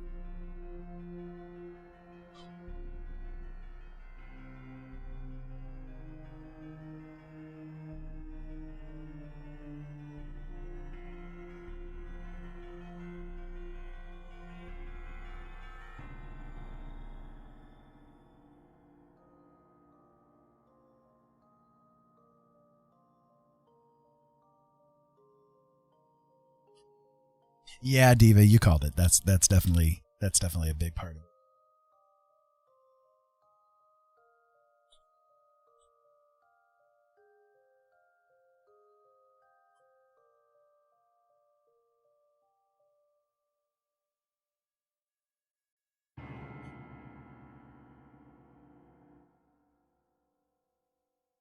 Yeah. Okay. Yeah. Okay. Yeah. All right. A little bit of funk going on now. Yeah. All right. A little bit of smooth jazz. A little bit of funk. Yeah. Boom, boom. Boom, boom, boom, boom, boom, boom. Yeah. All right. Now I got to fix this up.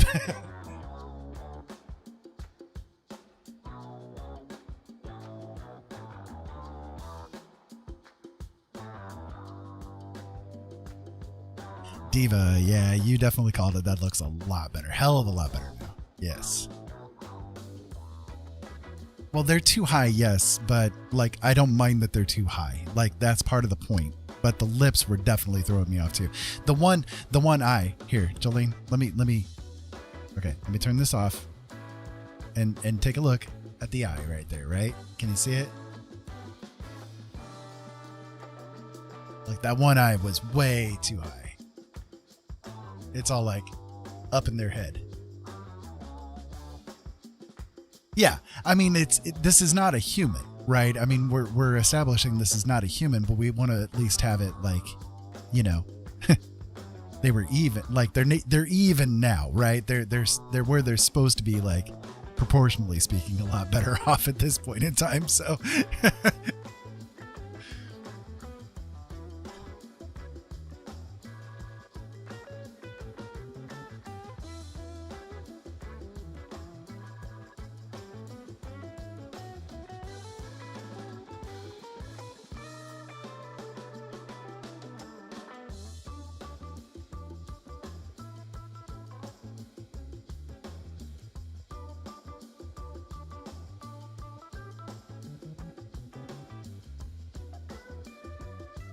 Right, exactly. They could have multiple eyes. Indeed.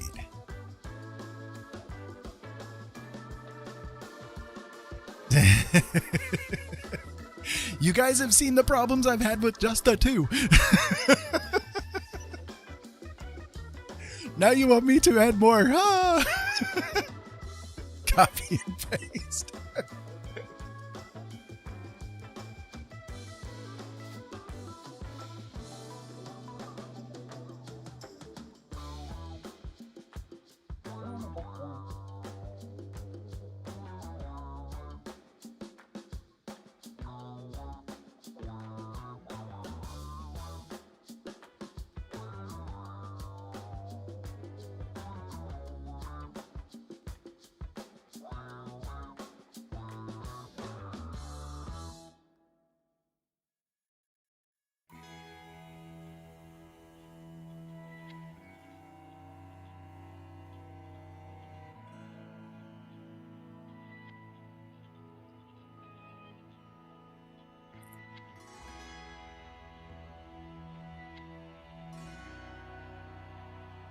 like the dude from The Last Airbender.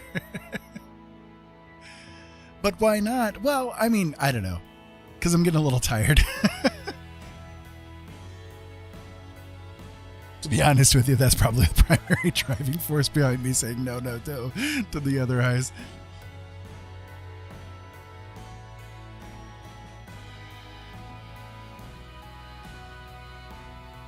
I've been working on this for like 4 hours straight.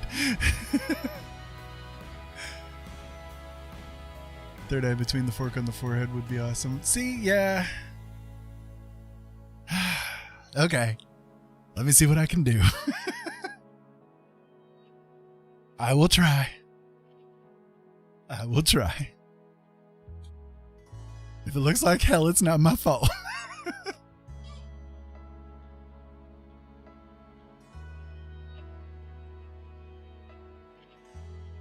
I blame you all. Since when did this become multiplayer art, by the way?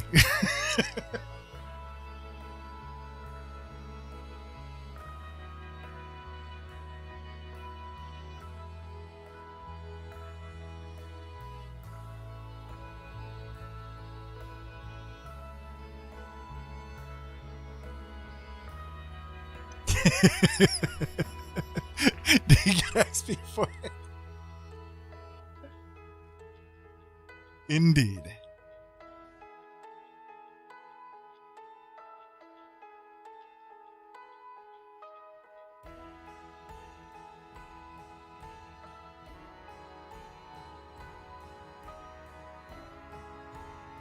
Well, now it's looking like something far, far below where the eyes are.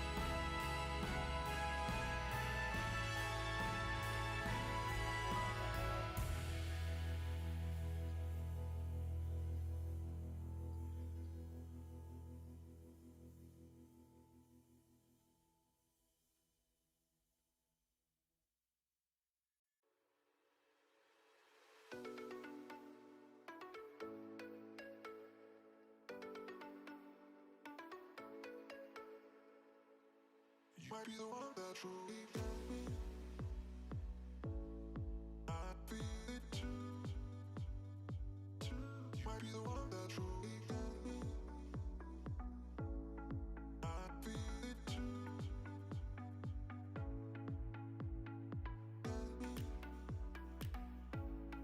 I feel it too. You might be the one that truly got me.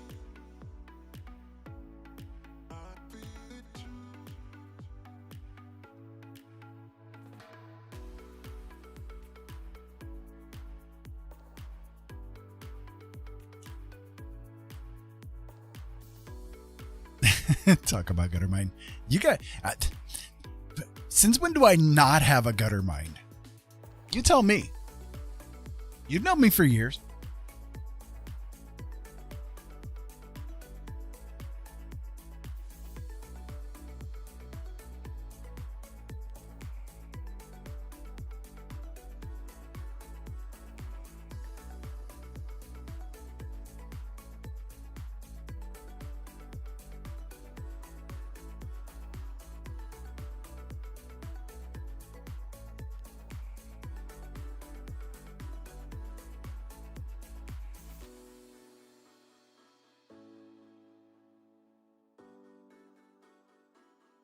You might be the one that truly got me. I feel it too. You might be the one that truly got me. I feel it too.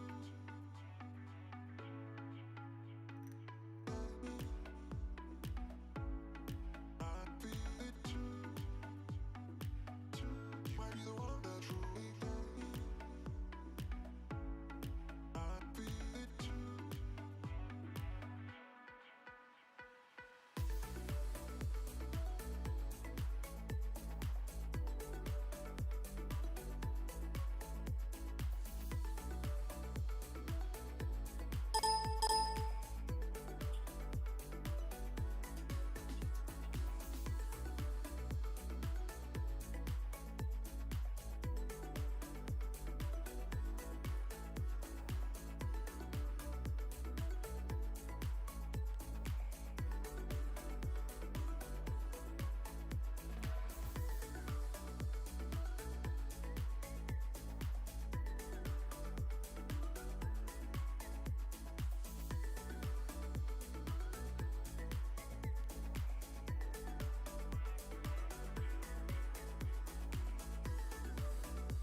There, are you guys happy now?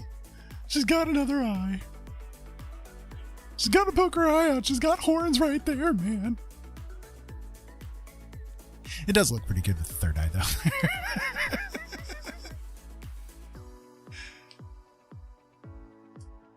Fine, my listeners are correct. Always trust your viewers, Ira. They see things better than you do.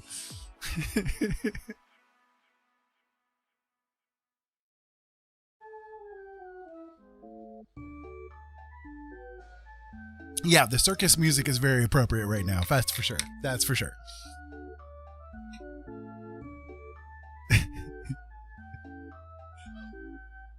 Seriously, though, yeah, it looks pretty good like that.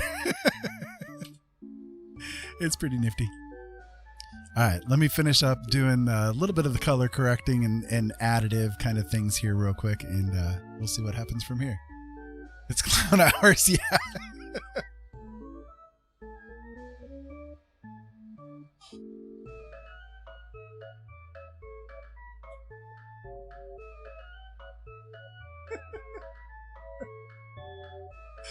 This music is doing nothing for me right now.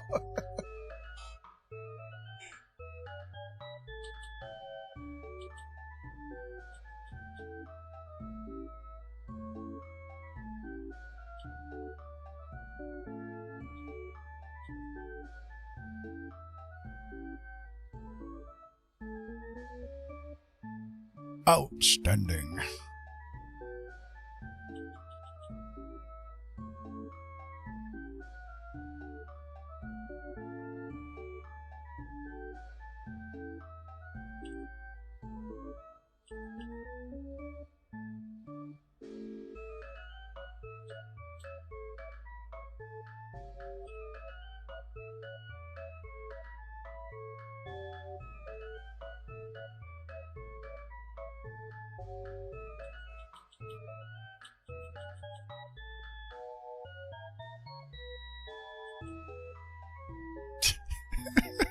I did not even know I had this on here.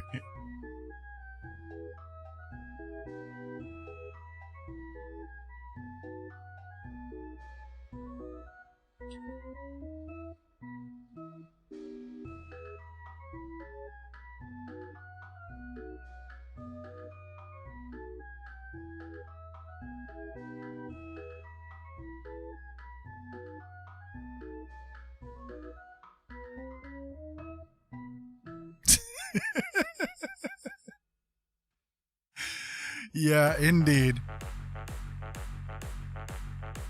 I could use some cotton candy right about now, that's for sure.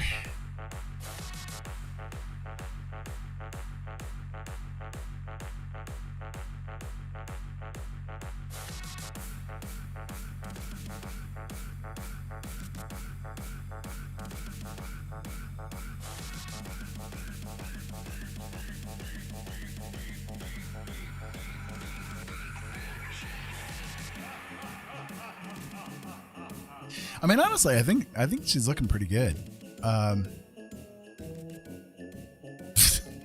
Okay, the music took a weird turn. Holy cow. Let's all just kick back and listen to this for a second. Yeah.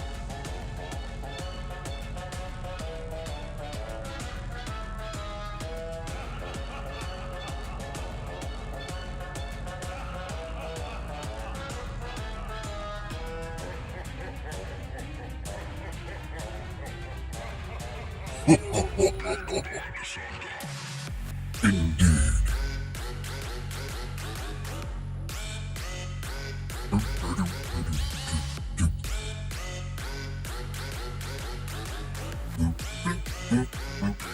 Bring in the clowns.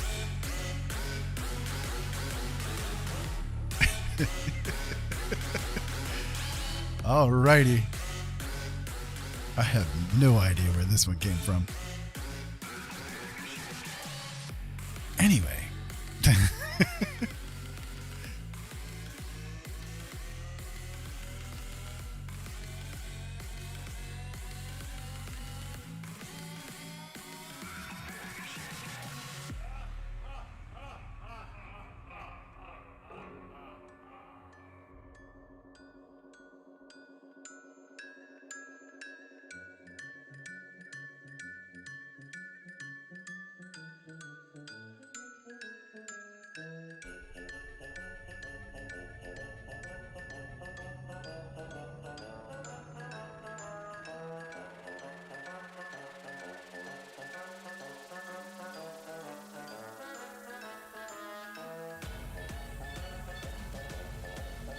The crazy continues.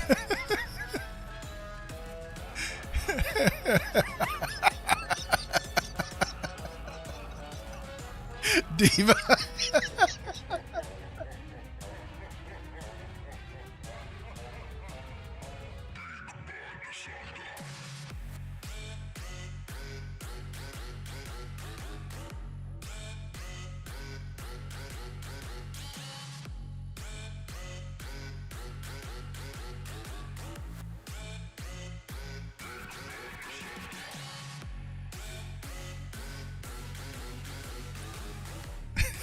This is the weirdest shit ever, man. What is up with this?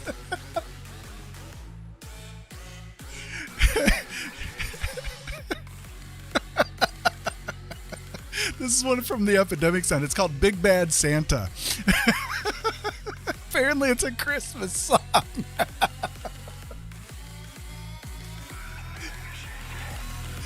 Big Bad Santa. That's what he's saying.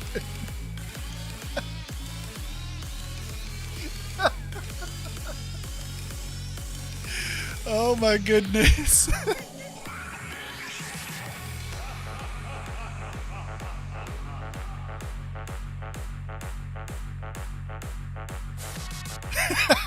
I mean, it practically is. Goodness.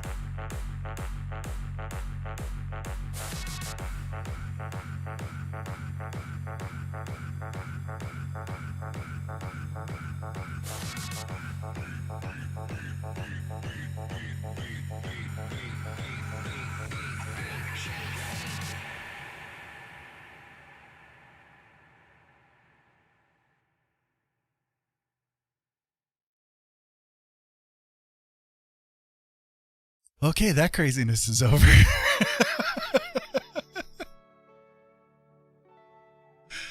Oh my goodness. Wow. I'll have to mark that one down and play that at Christmas time again.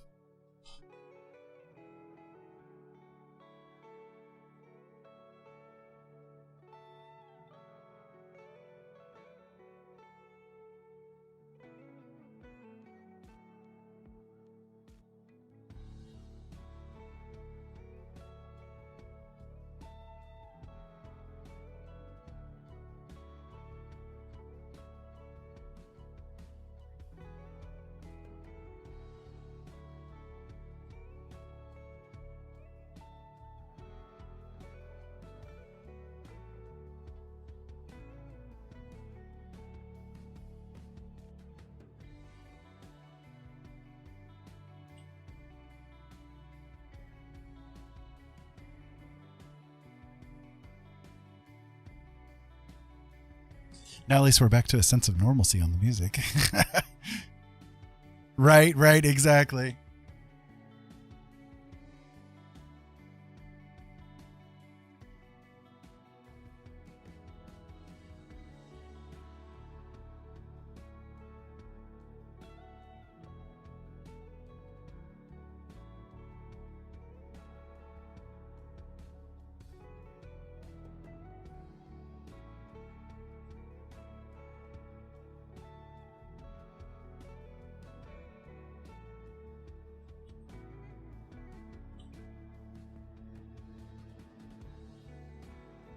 I was not dipping in the sugar cubes. Or you mean in Santa? Santa probably was, yeah.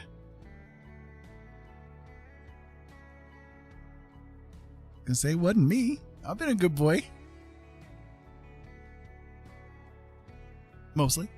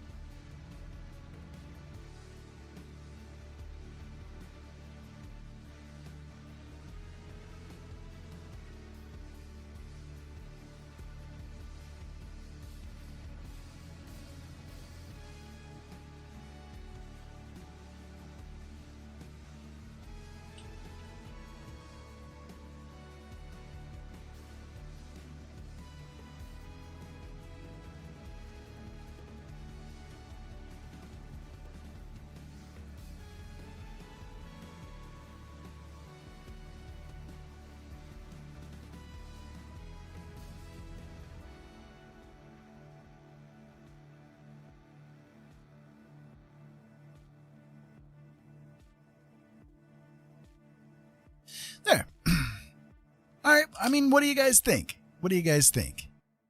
I think I'm pretty much done with it. But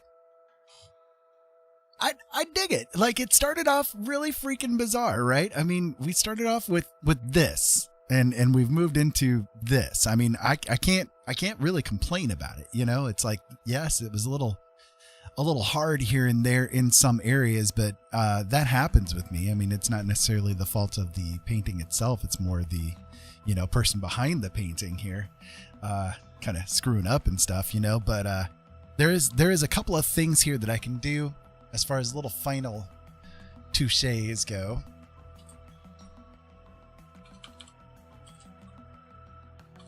If I can type it correctly. Nope. There we go. Thank you, Ira.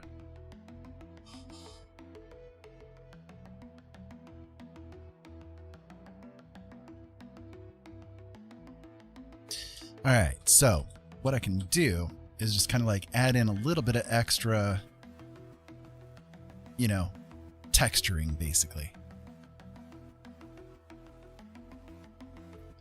Okay, Robin, and I do hope that you feel better. Get a lot of good sleep. And thank you, Sissa, for being here with me. My condom is falling off. I can wear it on my head here. Thank you for being here with me, Sissa. I love you so very much. Breathe. Give Bill a hug for me. And love you. Sleep good.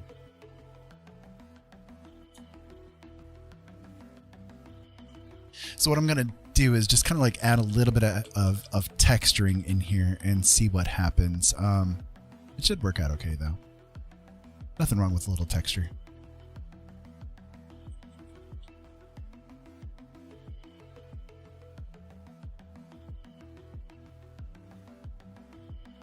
Need to up the opacity on it a little bit though. It's real subtle.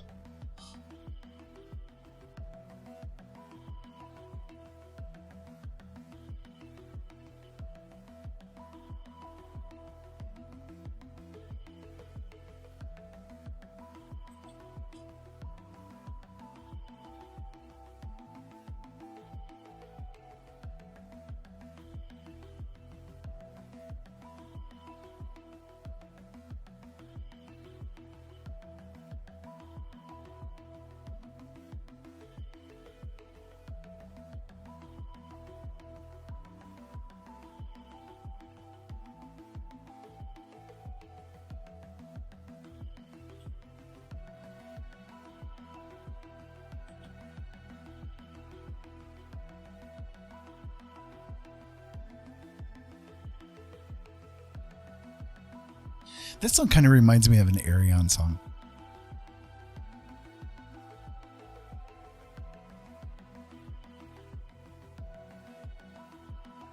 I'm trying to think of which one. Is it the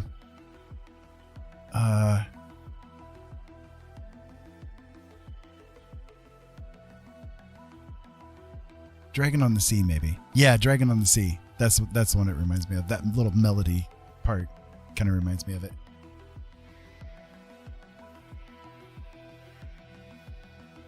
I wish I could play Arion on here, but no. DMCAs. No. Even though technically speaking, Arion is totally okay with doing it.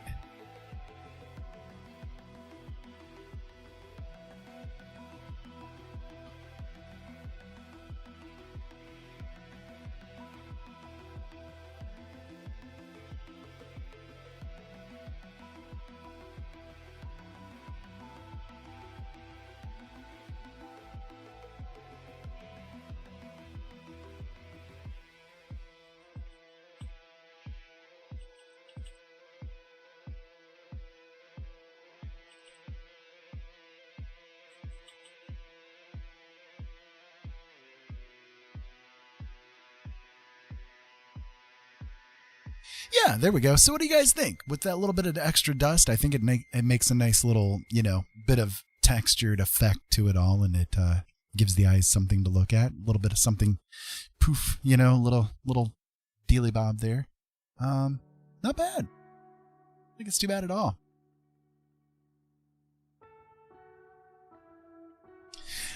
I think I think at this point, I can say, you know what? I believe I am done with this picture.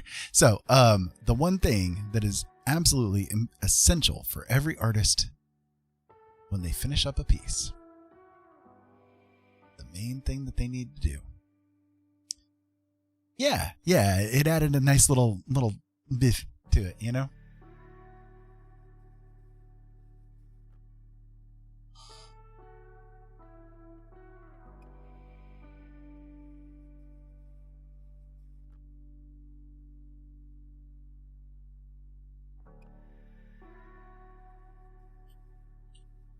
This is the most important part for every painter. You ready for it? Yeah, you ready for it?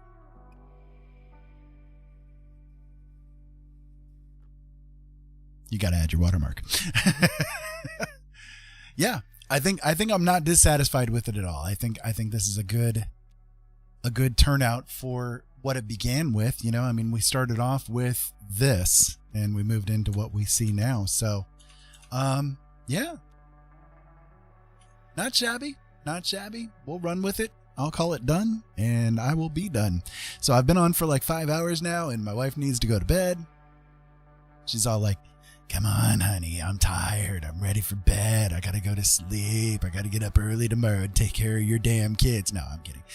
Anyways, so, yeah, not bad. Not bad. We'll run with it and, hope that everybody enjoyed tonight. So, I do hope that you guys have had a good time, that everything is going your way. And if it's not, well, I mean, there's always tomorrow, right? So the one thing I want you guys to understand is no matter who you are, no matter what you do, no matter what's going on in your life, you are worthy of being loved. And don't let anybody ever tell you any different.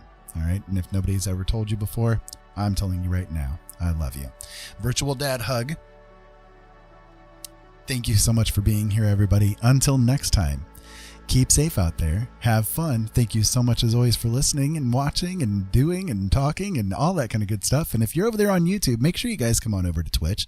The username over there on Twitch is the same, Blind Dad Does. I'm going to be transferring my live streams primarily over there here over the next couple of weeks. So just so that you guys are aware, you're going to want to make sure to come over here and hit the follow button. And yeah, if you're over there on Twitch, make sure you guys hit that follow button too. I'm really trying to get to affiliate and I'm so freaking close I can taste it. So freaking close I can taste it. So hopefully it'll work out here soon. But in the meantime, keep safe out there. Have fun. Thank you so much as always for watching. And we'll talk to you again later. Incoming customer detected.